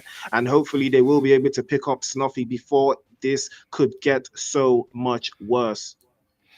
It initially looked like 10-11 was coming in for third party onto Foul Play. They're possibly hearing those shots there, but Men of Blood always taking that top compound there inside of Sanok. I heard them coming on in. They got that open knock on in. Foul Play got Snuffy on out as well. And now 10-11, they're on a back foot with only 2 players, with only 1 kill from Don't Panic on the board. Not looking very strong here for 10-11. But Men of Blood is just gatekeeping Shergs here from moving at all. And so far, they are solidly inside of that zone, almost central area of that zone. So it doesn't need to move that far, but it's not looking very good here for 10-11. Can Don't Panic actually get Snuffy back on up, make it a 3v4 again? Maybe he can pull it off. It's going to be difficult with all these angles from Men of Blood and from Foul Play, both being focused on 10-11 now at the moment. So much to do in this area. There's so many teams around, and that could influence the decision most of these teams will decide to make right here. Shergs is still a hold up inside of that little shack, but I believe the reset has been successful on Snuffy, so he should be fine. But 10-11 will need to reposition very, very quickly, because there's so many ops around. The guys from Men of Blood and Foul Play are not taking shots at each other, but they are within range. They will choose to make an example of the guys from 10-11 first. But Apex now starting to crumble under the heels of 21st Century. Karge's been knocked away. Pharaoh will be the next victim. Here comes Unicorn with a beautiful spray over the top, and Aness now trying his absolute best to deal with Unicorn. Apex again starting to cook, squeezing them to the left and the right side. But here comes Unicorn trying his best again to work through, but he's going to be knocked away by Aness and Roy to do a fantastic job of keeping Apex at bay. But RSG pull up to the scene. Here comes Remember Me with a beautiful grenade to seal the deal. And Third Party Central is the name of the game. Apex might have just bitten off a little bit more than they can chew, taking this push onto 21st Century, because RSG just pulled up to the scene, but they will take the rest of the fight. Roy now has been spotted. They take the compound on the backside. Rusty and Moonlight trying to hold off. They've lost 2 players already. Will they be able to work it? RSG starting to put the pressure on. Roy will fall immediately to Danny Brown. Gets confirmed immediately that by Moonlight, and that will be the end of one of the players for 21st Century. Another one goes down. Pharaoh's been spotted. RSG doing the absolute bare minimum there of sweeping players left, right, and center. Look at them go. Grenade in hand to Manny there, trying to pop it right through to Vanessa's position. And this might just be the opportunity that RSG have been looking for, and it will drop 2 on his head immediately there. Fantastic grenade. RSG up 5 eliminations, and Sanok Enigma. Sanok is where it's happening. It's all on the Sanok game. Beautiful third party there coming in from Rachel Esports. And that's what it's all about, is getting those kill points and finding out where the teams are, where the fighting is happening, and joining that engagement. And it paid off for Rachel Esports and managed to rake up 5 kills. Beautifully done. And man, look at that central area. It is just looted with teams there at the moment. It is incredibly difficult. 10-11 getting a knock there onto Shaq. Now down to Rage and Creed, the last 2 remaining for Men of Blood. And it's not looking very good here for Men of Blood. Can they stop 10-11 here? Is 10-11 going to turn the tables and take over the hill here by Men of Blood here? 10-11 just on the lower side of that ridge, waiting. Foul Play not too far behind as well. And it's just so many teams there. You also have Habital Gaming at the bottom side there, and Invisibles just full seating it right past everyone. Foul play, Crusader getting knocked. Ooh. Then the process, Neville getting knocked. Foul play, Shamut goes on down to the Invisibles. Beautifully done. All down to Superboy. Superboy's down to 50% HP. One player remaining. And he's got so many teams focusing on him. Here comes Roni around the corner. He's going to get him down. And it is going to be it for foul play. Beautiful push there. Taking them out and taking over that central area where they were currently at. Now 10-11, still with a 3-man team, still strong. You're on top of Men and Blood. They are going to go for this engagement. They are going to take over this hill, just making sure that gas can gets exploded before they loot a box, as it is a death trap just sitting there and waiting. Oh, 10-11, heavily blessed with the virtue of patience. We've seen how patient they can get when it comes to engagements, and you can see it's starting to pay off. They've been able to raise their eliminations from 1 to 3, courtesy of a couple of players from the guys from Men of Blood. Now, Rage, you can hear the pitter-patter of their feet trying to hold off the rest of the guys from 10-11, but an absolute bang-up job is working through those angles and through that position. All of the numbers starting to dwindle here. 3 eliminations for Ronnie here. We saw how amazing he was single-handedly dealing with the guys from foul play, as unfortunately they have been sent back into the lobby now. RSG having to deal with Dispatch and the rest of the guys from Disparage onto that corner. Roach with a beautiful Molotov cocktail to seal the deal, but Bougie is there with the UMP. He knocks him clean off. RSG now down 2 players once again. Disparage again with the violence. They continue to apply the pressure. Stallion and Bougie hand in hand working through. The sprays continue. Disparage one after the other. They spray, they pray, and the prayers are being answered. Here comes Stallion again,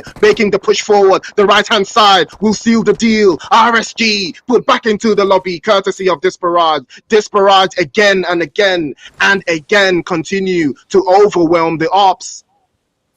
Beautifully done by Desperate, taking out Raid Shield Esports here inside of Tat Mock. But here comes the Invisibles as Impossible gets knocked onto Stallion, and now it's back to a 3-man squad and not too far away. They've got Habitable Gaming right there below them as well. But is Invisibles going to push on here right on this hill where the Desperate currently is on at? Will they get that resetted in? Can they make it a 4-man team as Boji is trying, but he is down to 1 HP. He is so low. It's down to Patch and Y-Watch. And here comes Boji now. He's going to try and get a revive on in. Will the Invisibles pull up? Are they going to come for the confirm? Are they going to hold their ground right there? Snuffy does take down Rage. It is down to Creed. Creed gets 1 down as well. It's a 1v2 there on Men of Blood.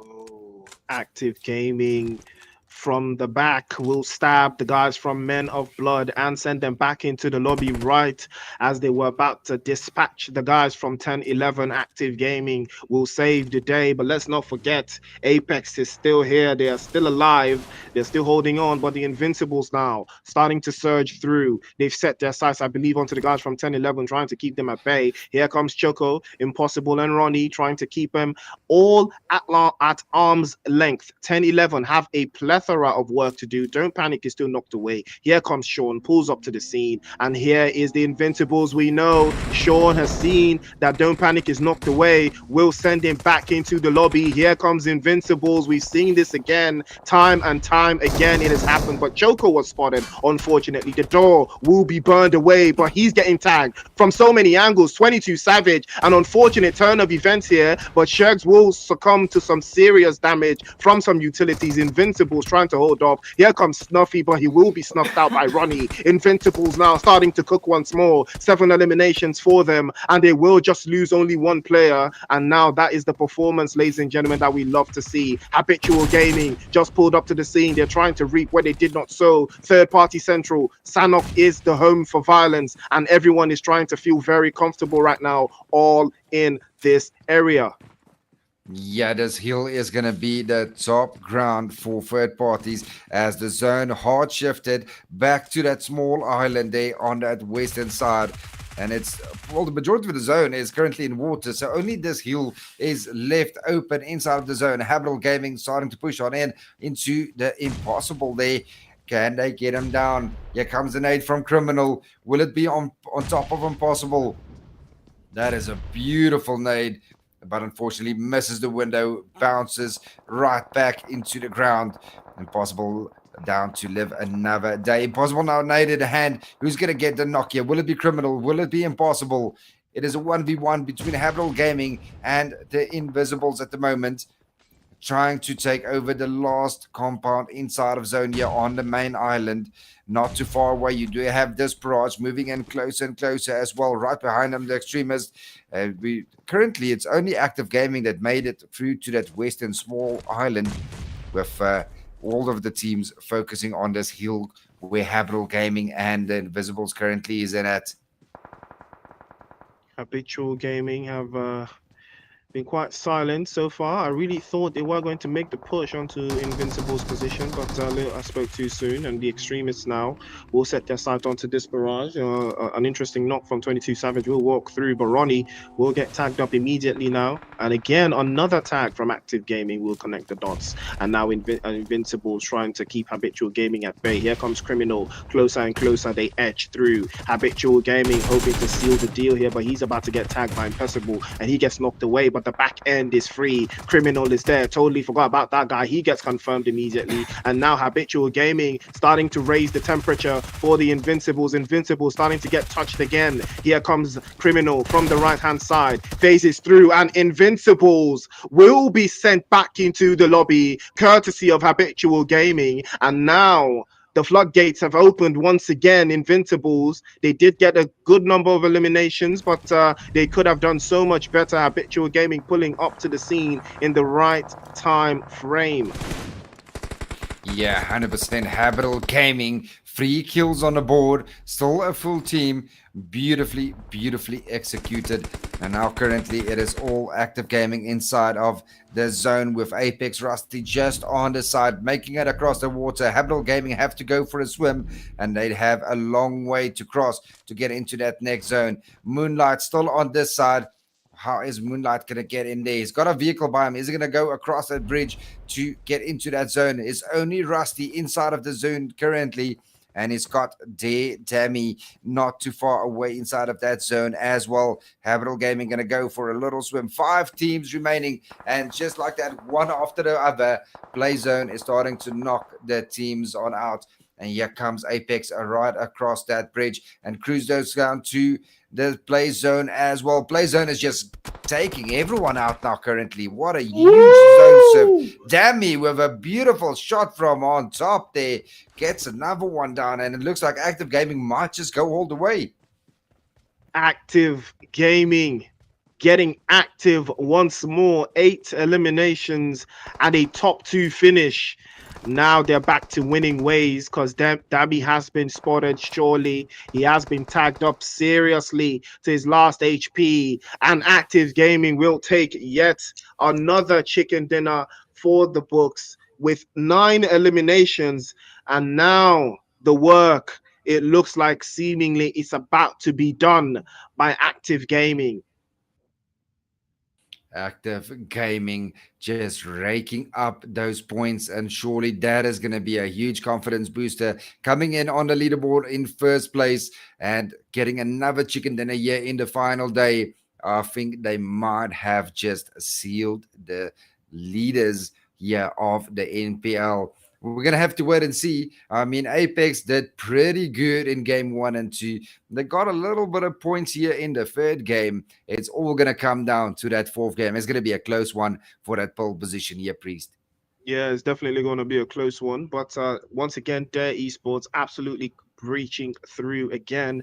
You know, the team came third place in the previous map, and now in second place with 4 eliminations. Super impressive team. But Active Gaming rising to the occasion one more time. Absolutely fantastic work. 9 eliminations and a chicken dinner. I mean, they've started to add on top of the points again. And, you know, I talked about that. The only way to perform is to get points in every single game. You know, they did slack a little bit bit in Miramar, but I think they've made up for it in Sanok, and unfortunately Apex just couldn't crack the code, like they did in the past 2 games. So it will come down to that last game. If Active can keep up the energy, I believe they have done just enough. But ladies and gentlemen, it's not up to me, it's up to the players. So before we head into the last game, we'll see you right after this.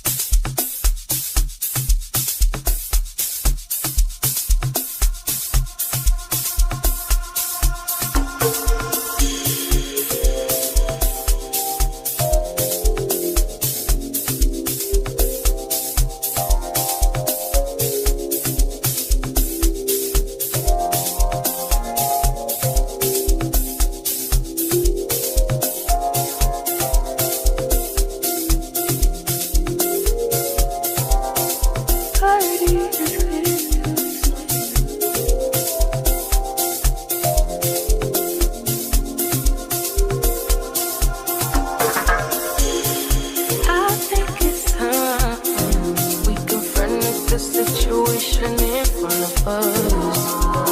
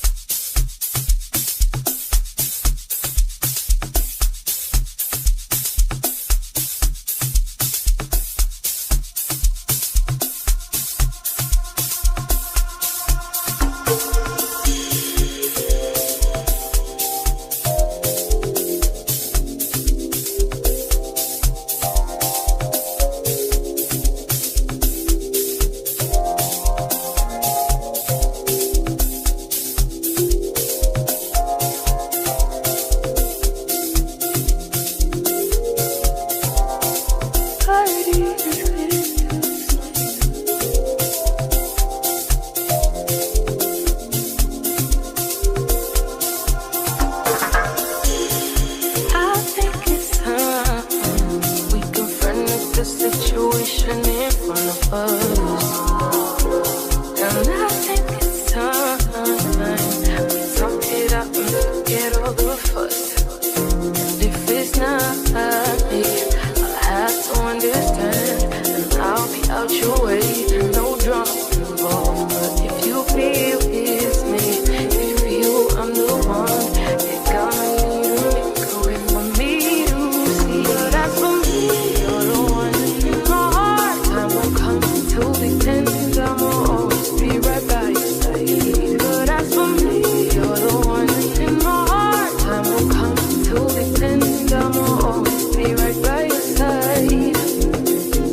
I know you're the one. I know our time will come. I feel it in my heart. I see you in my dreams. I keep you in my prayers. All right, guys, what's up? How y'all doing? How y'all doing? Welcome to the final. Wait, hold on. Let me wear my reading glasses before this light dies everywhere, blind my eye. Anyways, welcome to the final game. We're about to go.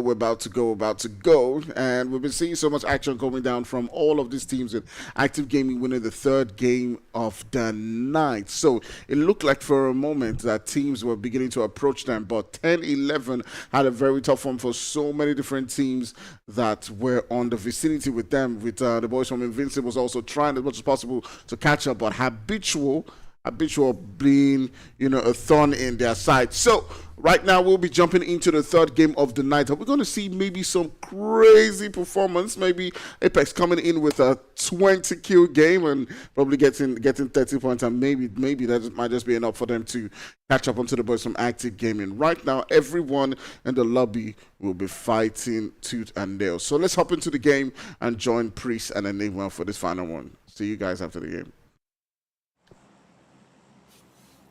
Priest, it's the final game. It is an wrangle game. It is a full lobby of 63 players. Only 3 esports coming in with a 3-man team. How are you feeling about this last game? Woo! It's been a very, very, very entertaining rain split so far. All of these teams have managed to put some significant points on the board, and I have loved every single moment of it. For me, it has been disparate. They have been absolutely breathtaking, coming into this final day. They've put some great points.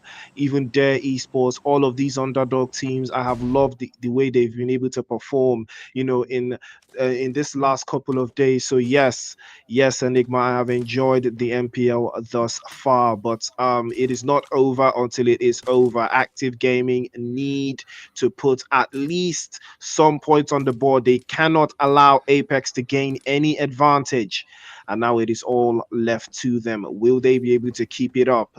Well, that is about to be very interesting, because I saw Active Gaming getting a little bit into the feed here. First elimination, first blood will be the Invincibles as they fall to Active right out the gate.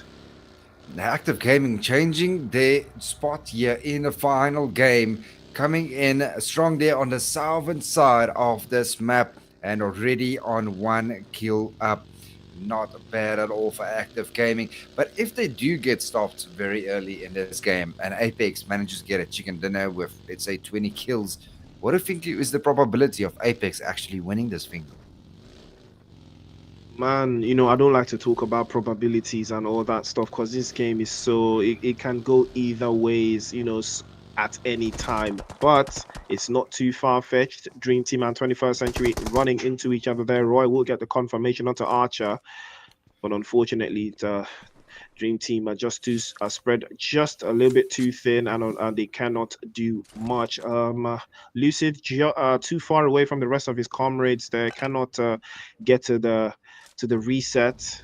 They've lost one player and they might just be losing another. Sad was able to drive up to the scene to gather some more intel, but he will be greeted by bullets instead.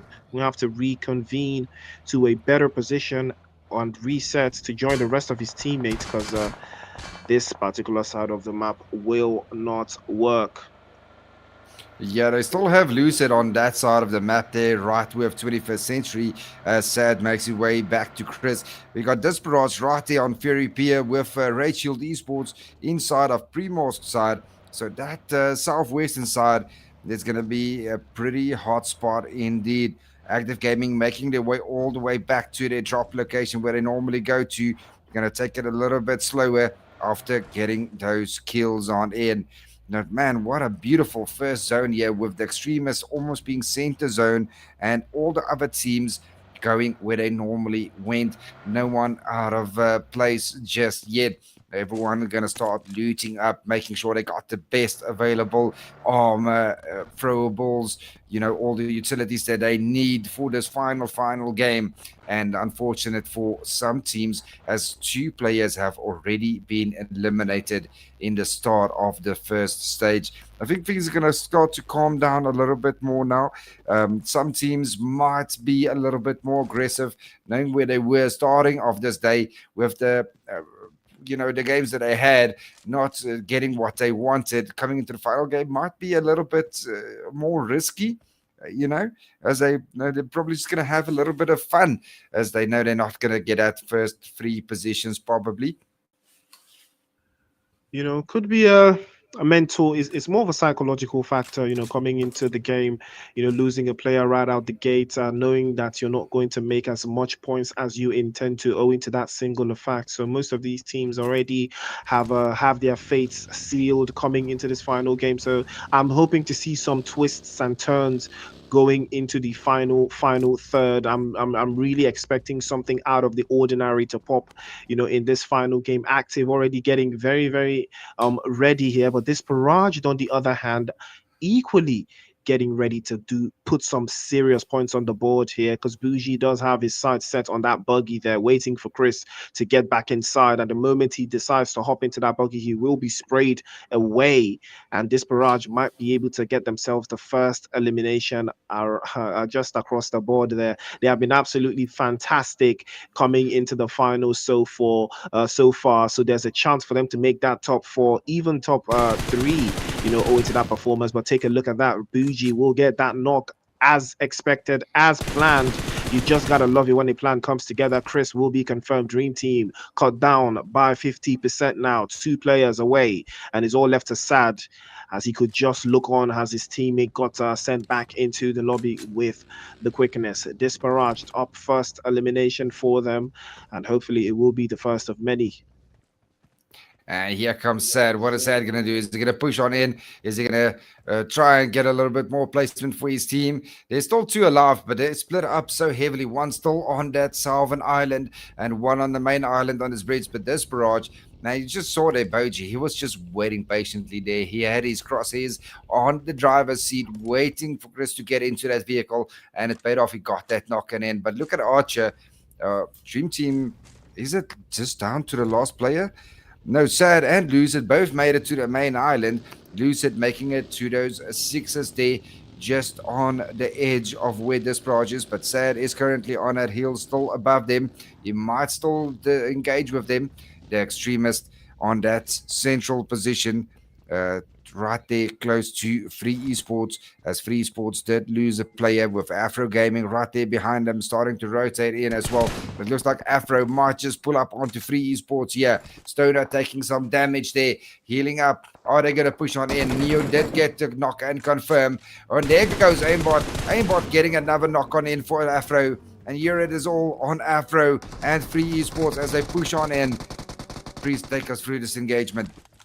Oh, Afro Esports pulling up to the scene, but it will be a quick one, as Free Esports will be clapped up and sent back into the lobby. 2 seconds, doesn't really take too much. Afro Aimbot, once again, the mastermind behind that engagement, eliminating 3 out of 4, just like he did before again.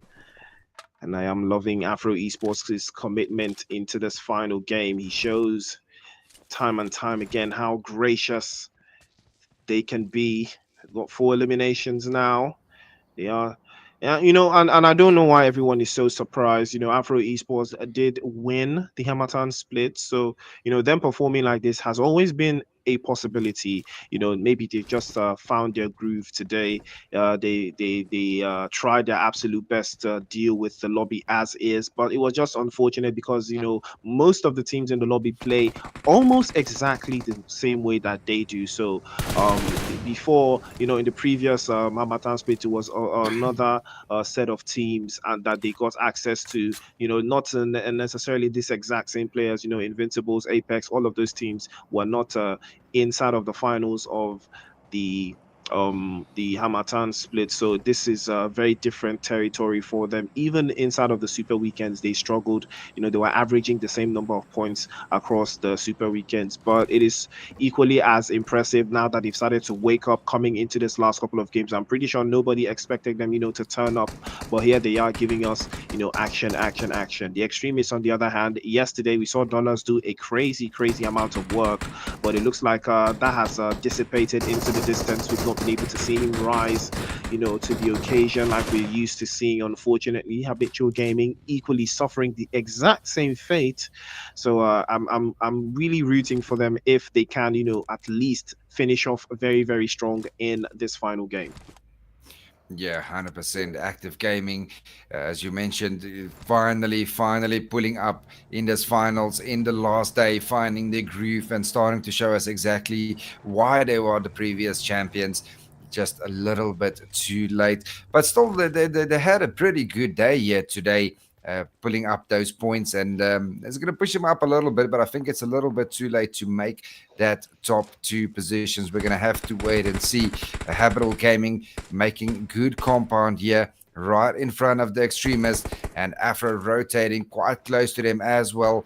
Will we see a third party coming in here? Will one of them start to crash in the Apex? Unicorn not too far away as well, and Afro. So we have 4 teams in that area, all focusing on that central position inside of that zone. You see there a couple of shots already being taken there. Habitable Gaming have spotted Apex there in the rotations from the military base, from the prison side. My apologies, as they trying to find a way into that area as well. Well, the rotational patterns will change the dynamic for most of these teams. Dollars, unfortunately, does get knocked away by Afro Esports. Now they're circling around like sharks. A return fire was brilliant as well. But Coxel has been sent back into the lobby. Afro Esports rising to the occasion. Fantastic grenade all the way across. Neo pulling up to the wall side, but here comes Savage with a beautiful grenade trying to bounce it off that corner of the wall. It could be perfect, but unfortunately just shy of the mark. Amar looking to that left side, trying to poke an opening there, but Neo just a little bit too close for comfort for the guys from the Extremists. They are already resetting themselves. Habitual Gaming, I'm pretty sure this would be a nice time for them to get in on this action. There's so much opportunity for them to get serious elimination points if they are going to play a sandwich position against the guys from Extremists here. But Neo is using the utilities perfectly, sealing the vision. The rest of the guys from the Extremists, they're trying, they're struggling. They cannot get an angle to work through. 10-11 as well on the northern side, phasing through that corner, still trying to deal with the guys from Men of Blood as they dealt with them in Sanok. But now an opportunity presents itself. Afro Esports on the backside, trying to breach inside to work through. But Stoner, a grenade will finally connect from Dollars, and Dollars, as we expected, has been started to cook. And now is an opportunity for Afro Esports to do something now, but they will pull up to the scene. One knock away. Extremists still on the inside, working through, but Dollars will get swept away. Knots clean off as well. Here comes Easy, looking for an opportunity to knock aimbot. The jump shot might be perfect, but Easy now will fall immediately, and Dollars now might try to get picked up. A Savage on the left side, he's getting knocked away by 10-11 on the other side, but Savage, 22 Savage, just too OP, but he's going to get swept away as well, as Afro Esports will put the nail in the coffin for the guys for Extremists. But 10-11, I'm pretty sure they saw all of that commotion and they will want to take more of that fight. Moonlight has been spotted. He might just get knocked away here, but take a look. He drives so quietly, so perfectly, as he ducks behind the rock and is able to get his HP all the way back up. Man, so many teams currently in the same vicinity. Shirks almost gets knocked on down by Moonlight. Beautiful shots here by Moonlight from Apex. with that 4x on his Scarl. You don't see many players playing actually with Scarl. M4 is normally the gun, the go-to gun, the go-to sprayer. But Moonlight just loves his Scarl, rocking it Ooh. there. Oh, what a beautiful vehicle he has there. Love those colors. Apex 21st Century getting a knock onto Roy. The 10-11 now focusing on 21st Century. Kage getting away from him as Arnez and Baby pull on in. And now it is all 10-11 focusing on him. Pharaoh still way off behind him. Can Snuffy confirm that kill? Getting a little bit of damage there underneath the vehicle. Apex disengaging from there and looking for another angle. 21st Century manages to get that revive on in. They did lose Bigo, but 10-11 still looking strong here, picking up 2 kills and stopping Afro. Aimbot there. Afro also down with 3 players and is 49 alive. 14 teams in our stage 1 zone or stage 2 zone, as everyone is focusing on that shelter central area. Snuffy making his way right through the edges there of the shelter area. And there's so many teams. You got Team Afro pulling on up. You got 10-11 in that vicinity. Apex right there. Habital Gaming right in the warehouse right below them.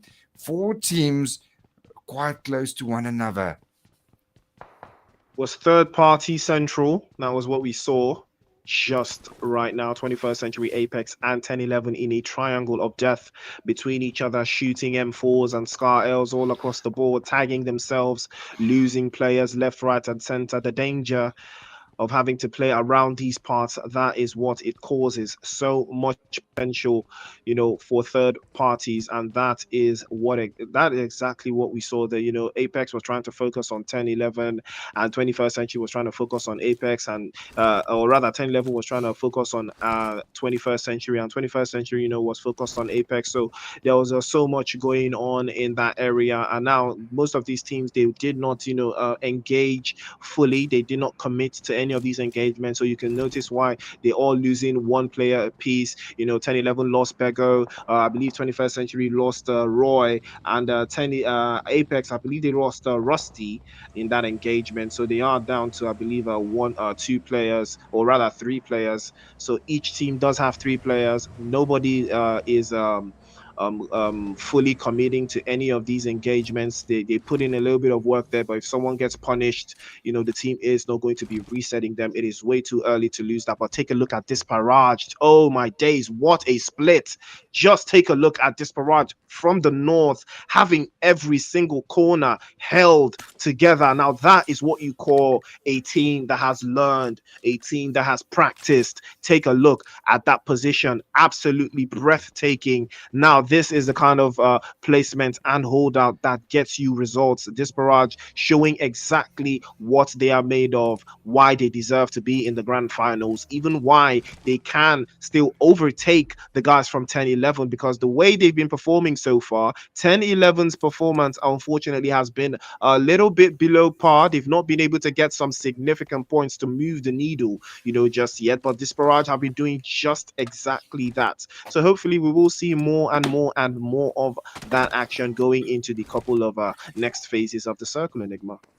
Yo, 100%. If it was any other team, I would have said this Barrage is in serious trouble. They coming in with a wide split like that. If any one of them gets knocked, then it's going to be a loss for that player. But being this Barrage, the team that they are tonight, playing as the way they are doing exceptionally well. And they've got every corner they're covered. They're going to pick up a lot of kills there from those positions in those rotations if anyone does come in from that northern side. Apex now down to 3 players, 2 kills on the board, and looks like they are focusing here still on 21st Century.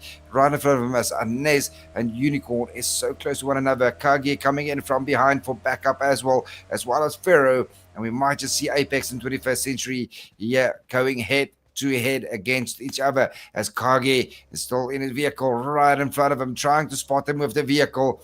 He's got Unicorn on Overwatch. In comes Moonlight as well. It's a 3v2 as Baby went down as well. It's all down to Anez and Pharaoh.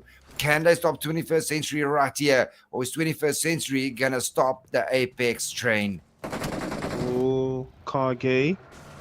It's very close there. He might be looking for an opening, but Ferro hops into his vehicle because he knows that it is going to be a very dangerous team that's circling the block right there. They are aware he's going to reset into a better position with a Ness, so they can take the fight. It's a 2 versus 3, 21st century against the guys from Team Apex. This is an interesting engagement. And here comes Unicorn. He gets tagged away by Pharaoh. And a beautiful spray and a confirmation. Apex letting the lead slip away. 21st century will be the team that will knock them off that pedestal. And the absolute opportunity to work through the angles there. Kage falls to the grenade. Apex in serious danger. Is all left to Moonlight now. Can he hold on? Grenade in hand. Tries to lobby over the top, but unfortunately charges it just a little bit too long and falls by the wayside. Moonlight now trying his absolute best to deal with the guys from 21st century. Here comes Pharaoh phasing through from the right hand side, and an interesting tags him again, drops him through, but 21st century might have just done it for Active Gaming. They've put all of their action on this side of the map, as a Ness will seal the deal. But here comes foul play. They heard all the commotion. They're ready for some violence right now. They've been silent so far, but now the Superboy charging his grenade might be looking for an opportunity to pop right through. 21st century, can they hold on? It's a 2 versus 4, but it's not looking too likely. A Ness gets dropped immediately. Here comes Pharaoh trying his absolute best to hold on, phasing to the right side, and a tag and a through that corner, but unfortunately he is going to be overwhelmed by the sheer force of PlayStation 5, as 21st century will be sent back into the lobby. Just like that, Apex and 21st Century, a team eliminated. 11 teams remaining, 40 players left alive, and foul play with a beautiful third party there. Timed it well, read the kill feed, and manages to pick up 2 kills right there. Vibe still coming in with a full team just on the southern side of this zone, and they've got a pretty good position coming in here right into that zone. And it looks like we might just have a military, or I keep saying military, it's a prison. It's a prison center zone at the moment there, with the esports on the northern side there, on side of Mansion. But still all the action here on Shelter Shot, as you still have 10-11, as well as foul play right above them. And also you have the Rage Shield Esports just below them. So this shelter area is completely packed there with teams. The Vibe is going to have a difficult time if the zone moves away from them to manage to, to actually play it as well, to rotate well and not rotate into these free teams here inside of the shelter area. On the northern side, it's still completely open actually. All the teams are still inside of zone. It's still anyone's game. Who do you think? Who's looking strong so far, Priest? Who do you think might just go all the way here in this final game? It's crazy, but foul play, I see them doing it because, I've seen them do stuff like this on the final day, in the final game. They tend to rise to the occasion, more often than not. I've seen them play exactly like this. On the last day, they just go crazy. But Active Gaming, once again, starting to get an interesting setup in the feed. Their RSG with 3 eliminations, courtesy of Manny, but Habitual Gaming there will wet their guns, courtesy of the guys from Active. But Active starting to crumble under a little bit of pressure there. But Nexus will use his vehicle to seal the deal. Their RSG have been waiting around for that position. Crux has been spotted, and he might just get tagged up by RSG. As the guys from Active Gaming, unfortunately, a little bit too close. They're starting to get tagged up. Shad will get confirmed by Men of Blood. And now an opportunity for them to hold off this area, as Active Gaming getting sprayed down from too many different angles. They could not reset Shad there, but they will be able to find solace in this compound. Well, hopefully all of their vehicles have not been shot out. Would be a disastrous moment for them to have no vehicles going further into the zone right there. You can tell that is the right call. Traitor will hop back into his buggy to find a way to move it from that position, but most of these vehicles have been destroyed, at least a couple of tires missing. So Active Gaming will have a little bit of difficulty rotating inside of that zone, but it shouldn't be too difficult for them because yeah, luckily they have those vehicles from Habitable Gaming as well on the other side, and that will give them ample time to actually rotate away from all of the action and find a decent spot inside of zone. But man, currently Invisibles looking very strong with a solid compound central inside of zone. Desperage coming in very strong with a full team on the northern side and Dream Team just inside of zone. Men of Blood have their esports right in front of them. They have focus, but now it's 10-11 versus Vibe. It's Don't Panic. Can Don't Panic not panic and get into that zone away from Vibe? And looks like he's going to do exactly that. Beautiful driving from Don't Panic. I swear this is the first time I've actually seen a play inside of NPL not crashing into a tree or a rock. This is impressive. Good driving by Don't Panic. I mean, clearly he doesn't panic even when he's driving, you know. So that tells you that this guy knows exactly what he's doing, and he's going to continue to do the exact same. But Vibe been able to squeeze out one elimination. I believe they were able to catch one of the guys from 10-11 on rotation.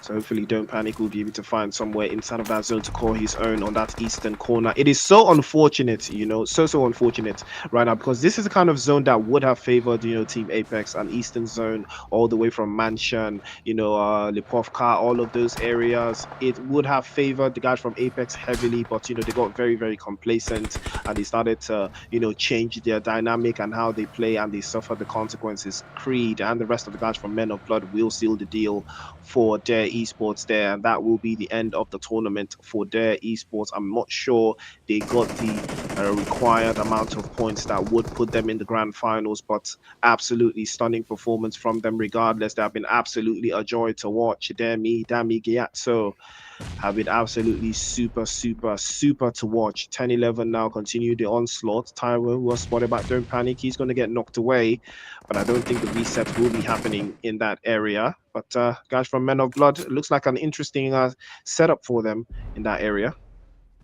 Yeah, Don't Panic is not panicking here as a solo player at all, taking out two from Vibe, and he's going to get those confirms on in as well. It's all down to these nuts. Can these nuts go nuts and get into that zone? Is he going to take out Don't Panic? It's a 1v1. It's 10-11 versus Vibe. Desperate getting knocked there by Active Gaming. Active Gaming doing superbly here in the final match. I think the previous match just gave them that little boost that they needed to get back on track here in this final day here, Priest. Yeah, you know, Active Gaming, super active coming into the last two games. You know, they didn't panic after, you know, the Miramar escapade. And owing to the fact now that they know that Apex, the only team that was looking like trying something special, have been sent back into the lobby. They already know that, yeah, they've done just enough. And a grenade will drop through there. Rage has been knocked away. A beautiful knock, I might add. And Roach will come for the confirmation. RSG pulling up to the scene here. Shaq peeks up a little bit too small there to look an opening here. But here comes Roach phasing through, bending over. But unfortunately, he cannot bend the bullets, as he will be sent back into the lobby courtesy of the guys from Men of Blood. 9 eliminations for Men of Blood. They're not looking too shabby right now. Men of Blood finally in the final game coming on in, showing us exactly what they are made of. And Creed managed to get 5 of those kills, 11 on 3, and Rage managed to get 1. 3-man team coming into this final zone, 9 kills on the board. It's looking very good for Men of Blood, but the zone does shift away from them. And Desperate finding themselves in a very good position, almost center zone, with Dream Team just on the edge of inside of zone, with Foul Play, with a full team inside as well as Active Gaming making it right there in that central position. Invisible still strong, just on the outside of zone. Will they be able to get into that zone? That zone is going to hurt a lot now. Down goes Stallion there from Desperate. Invisible's right in front of Men of Blood. Can Men of Blood get past them and into that zone? Shaq is very low. 11 is very low. Not a lot of bullets will knock them down. They're going to run right into these nuts in front of them also, as these nuts get right out in front of them, but every one of them is 1 HP. Down goes 11. Shaq is 1 HP. Can he get him up? Can he pop a smoke? He's got these nuts right there behind him inside of the shack, but he's still on 1 HP. That vehicle is smoking. If they blow up that vehicle, that might be it for Men of Blood, as Creed gets knocked on down as well. And this is it. This is the final game. This is the final push. The last 7 teams. Shaq managed to get a first aid in, but he's going to get eliminated by Active Gaming from behind. And don't panic. He's still not panicking. He's going for a swim. It's the final game. Why not? Don't Panic not panicking at all, has somehow managed to make it into the top six. For the guys from 10-11, the guys from Foul Play have not been able to take note of his position just yet, but Active up 10 eliminations. Congratulations, Active Gaming. They are your champions, surely now. They've done exactly what needed to be done. They've got 10 eliminations, and they might just take the chicken dinner to boot as well to clear all doubts. And here comes Don't Panic. He might be a thorn in the side here for the guys from Foul Play. Shamut has not been able to spot him, but Crusader has finally gotten picked up. And here comes an opportunity. A spray from the right and a spray to the left. Beautiful work from Don't Panic. 2 for 2. He's going to put the work in against the guys from Foul Play. He's going to get 2 knocks, but PlayStation 5 is on the scene and he might just get the job done. Here's an opportunity for Don't Panic to spray him, but that will be the end. He will help back into the water. And that will be the end, unfortunately, for Don't Panic. He did a fantastic job of trying to secure his team some extra elimination points going into that final third, but I'm not sure 10-11 did enough to remain in that top 3. I might be wrong, but an opportunity might present itself here for the Invincibles to do something to change the narrative here. Look at the chase down from Foul Play. An opportunity again, 8 eliminations for them, and it looks like they might just be able to walk away with this one. But on the right-hand side, Active Gaming is still looking strong. Utilities starting to come out. Foul Play trying the absolute best to work through, but they're getting sprayed down almost immediately. Superboy not feeling too super right now. Kryptonite in those bullets that Active are sending to his way. They're connecting each and every single corner. Foul Play in serious trouble now. The Invincibles now on the receiving end on the southern side, having getting teched off. Traitor with a beautiful grenade. Confirmed PlayStation 5. Active Gaming once again. They're ranging through. All the ops dropped all the way. 3 versus 3. Can Invincibles put a stop to this madness? Active to active right now, but it looks like it's all over. 13 eliminations. Will they make it 16? Ronnie has been spotted. He's going to be tagged up immediately by Traitor, but Traitor's just too cracked. He's just too OP. Can they use the utilities to work their magic? Invincibles is only the other team that can pull a rabbit out of a hat, or rather a hat out of a rabbit at this point. If they can't take this chicken dinner, they might just have done enough to put themselves in the grand finals. 100%. I think Active Gaming has just sealed it here. I mean, second place, 13 kills on the board. This is exactly what we would expect from other champions that came into day 2, top of that leaderboard, ending it very strong here in the final game in the finals. They've got zone. They know exactly where the last 3 players is. Can they get the front knock? Rolled is right on top of them. Here comes Ronnie. Spray from Top G. Top G almost gets down. Ronnie does go down. It's all down to Sean X and Choco. Choco goes on down. Beautifully done by Rolls. It's a 3v1, and this is it. Active Gaming is going to come in for the confirm. They're going to finish it all up. Sean X, beautiful spray onto Nexus. Takes down Nexus. Then here comes Rolls. Can he get that confirmed? One more kill on the board for Sean X. The Visible still on 1 kill only. The only kill from Sean X. Oh, and he is going to get it confirmed. The peak. Top G, Sean X. Who's going to get it? That was so close. Sean tried to steal it away, but Active Gaming, ladies and gentlemen, with 12 eliminations, I believe. 12 is that? What is that? What is that number? 16? Is that 16? Yes, it is 16 eliminations for Active Gaming. Oh my days. Chicken dinner to follow suit. And the Invincibles in second place with, I believe, 2 eliminations there, and Vibe in third place with 1. Foul Play in fourth place all the way with 8. And a beautiful performance coming in for most of the teams across the board, all the way down to Men of Blood. Ladies and gentlemen, that was the final game. The NPL Reign Split Finals has come to an end. And ladies and gentlemen, Active Gaming will be your reign split champions, all things being considered. Congratulations, Active Gaming. They did a fantastic job finishing strong back to back. All the points they picked, every single points they could. Nexus came to me yesterday and he told me, "Don't worry, Priest, we got this. We know exactly what we're doing. We know what the plan is. All we have to do is stick to the plan," and they stuck to the plan. Congratulations, Active Gaming. I believe with that, they've done the job of taking first place, and they've put a significant number of points on the board for themselves heading into the grand finals. Invincibles, I believe they did just enough to get themselves into the grand finals as well. I'm not sure about the rest of the other teams, and I'm not even sure, what the top three says right now, but I am very stoked to see what the leaderboard says, whatever time it is going to be dropped. But based off of what we have seen tonight, ladies and gentlemen, Active Gaming are your NPL reign split champions.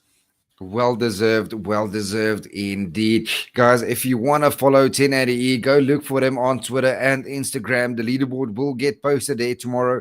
We all know who the winners is. Well, we're going to have to wait and see where everyone is finally standing after the finals here. And I'm pretty sure Apex, they did enough to maybe secure that second place on that leaderboard. But it's going to be a close one. The top 8 teams were so close to one another, and all top 8 of them did exceptionally well yet tonight. I mean, even Men of Blood finally in the final game coming up and showing with an impressive 8-kill, play there in that prison area. That was well done indeed. But that is it. That is the finals. The finals is over. It's back to the drawing board for a lot of these teams. A lot of mistakes made, a lot of driving mistakes. Please, guys, please go focus on those driving. But the rotations and the engagements, there's a little bit of work there for a few teams to come in.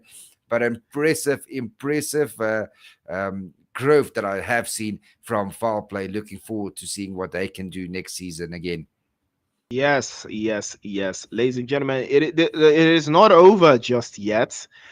Ladies and gentlemen, next weekend, or rather next week, the grand finals of the NPL will be on your screens. A couple of these teams, and some of the teams from the last split that performed exceptionally will face off in a 4-day battle. 4 games each day, 16 matches for that grand prize of 800,000 naira. First place will walk away with something of, I think, 500,000 or something around those parts, but I'm not sure just yet. But it's not over just yet. And do not forget, the top 8 teams from that grand final will head over to represent Nigeria in La Coupe d'Africana. Yes, you heard that. If you've not seen the posters, now it is out there. Top 8 teams from the grand finals will represent Nigeria in La Coupe d'Africana. So, ladies and gentlemen, it is not over just yet, but kudos to Active Gaming. They put up one hell of a show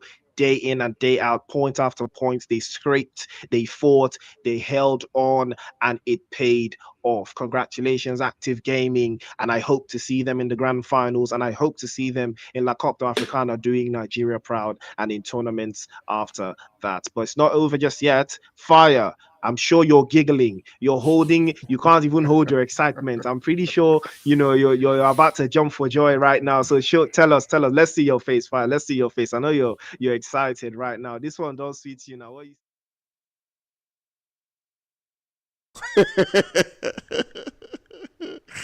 Yeah. What's up? Lovely gameplay going down. Some people are owing me money. I'm very happy about that. Whether it is grand finals, they said they will pay, or these finals, we'll find out.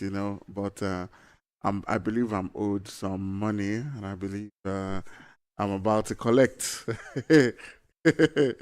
All right. Beautiful gameplay coming in, but I know at the end of the day, the story is about Active Gaming, but regardless, in the entire lobby, we've seen an improvement from so many different teams, and it's not just been Active Gaming who have stepped up. It's been teams like Foul Play. It's been teams like this.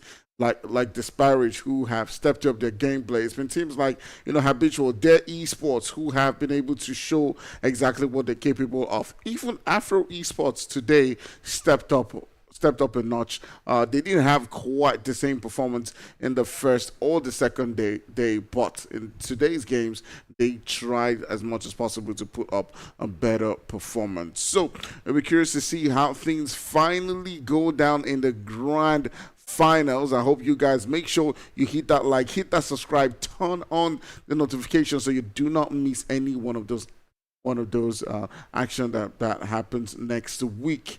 That being said, it is time for us to say goodbye. We'll be posting the leaderboards shortly on our Instagram channels. So catch you guys same time next week. For now, bye-bye.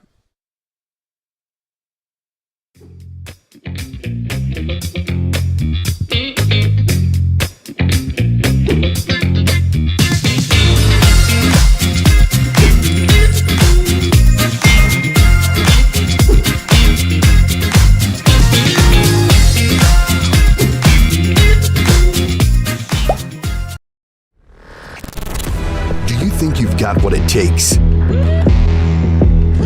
The challenge will be tougher than ever.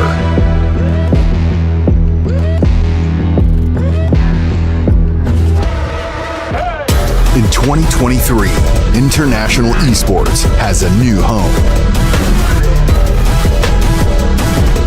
Over 100 nations fighting for the championship in a celebration of everything that makes esports great. Who will rise up to the challenge? Who will be the world champion?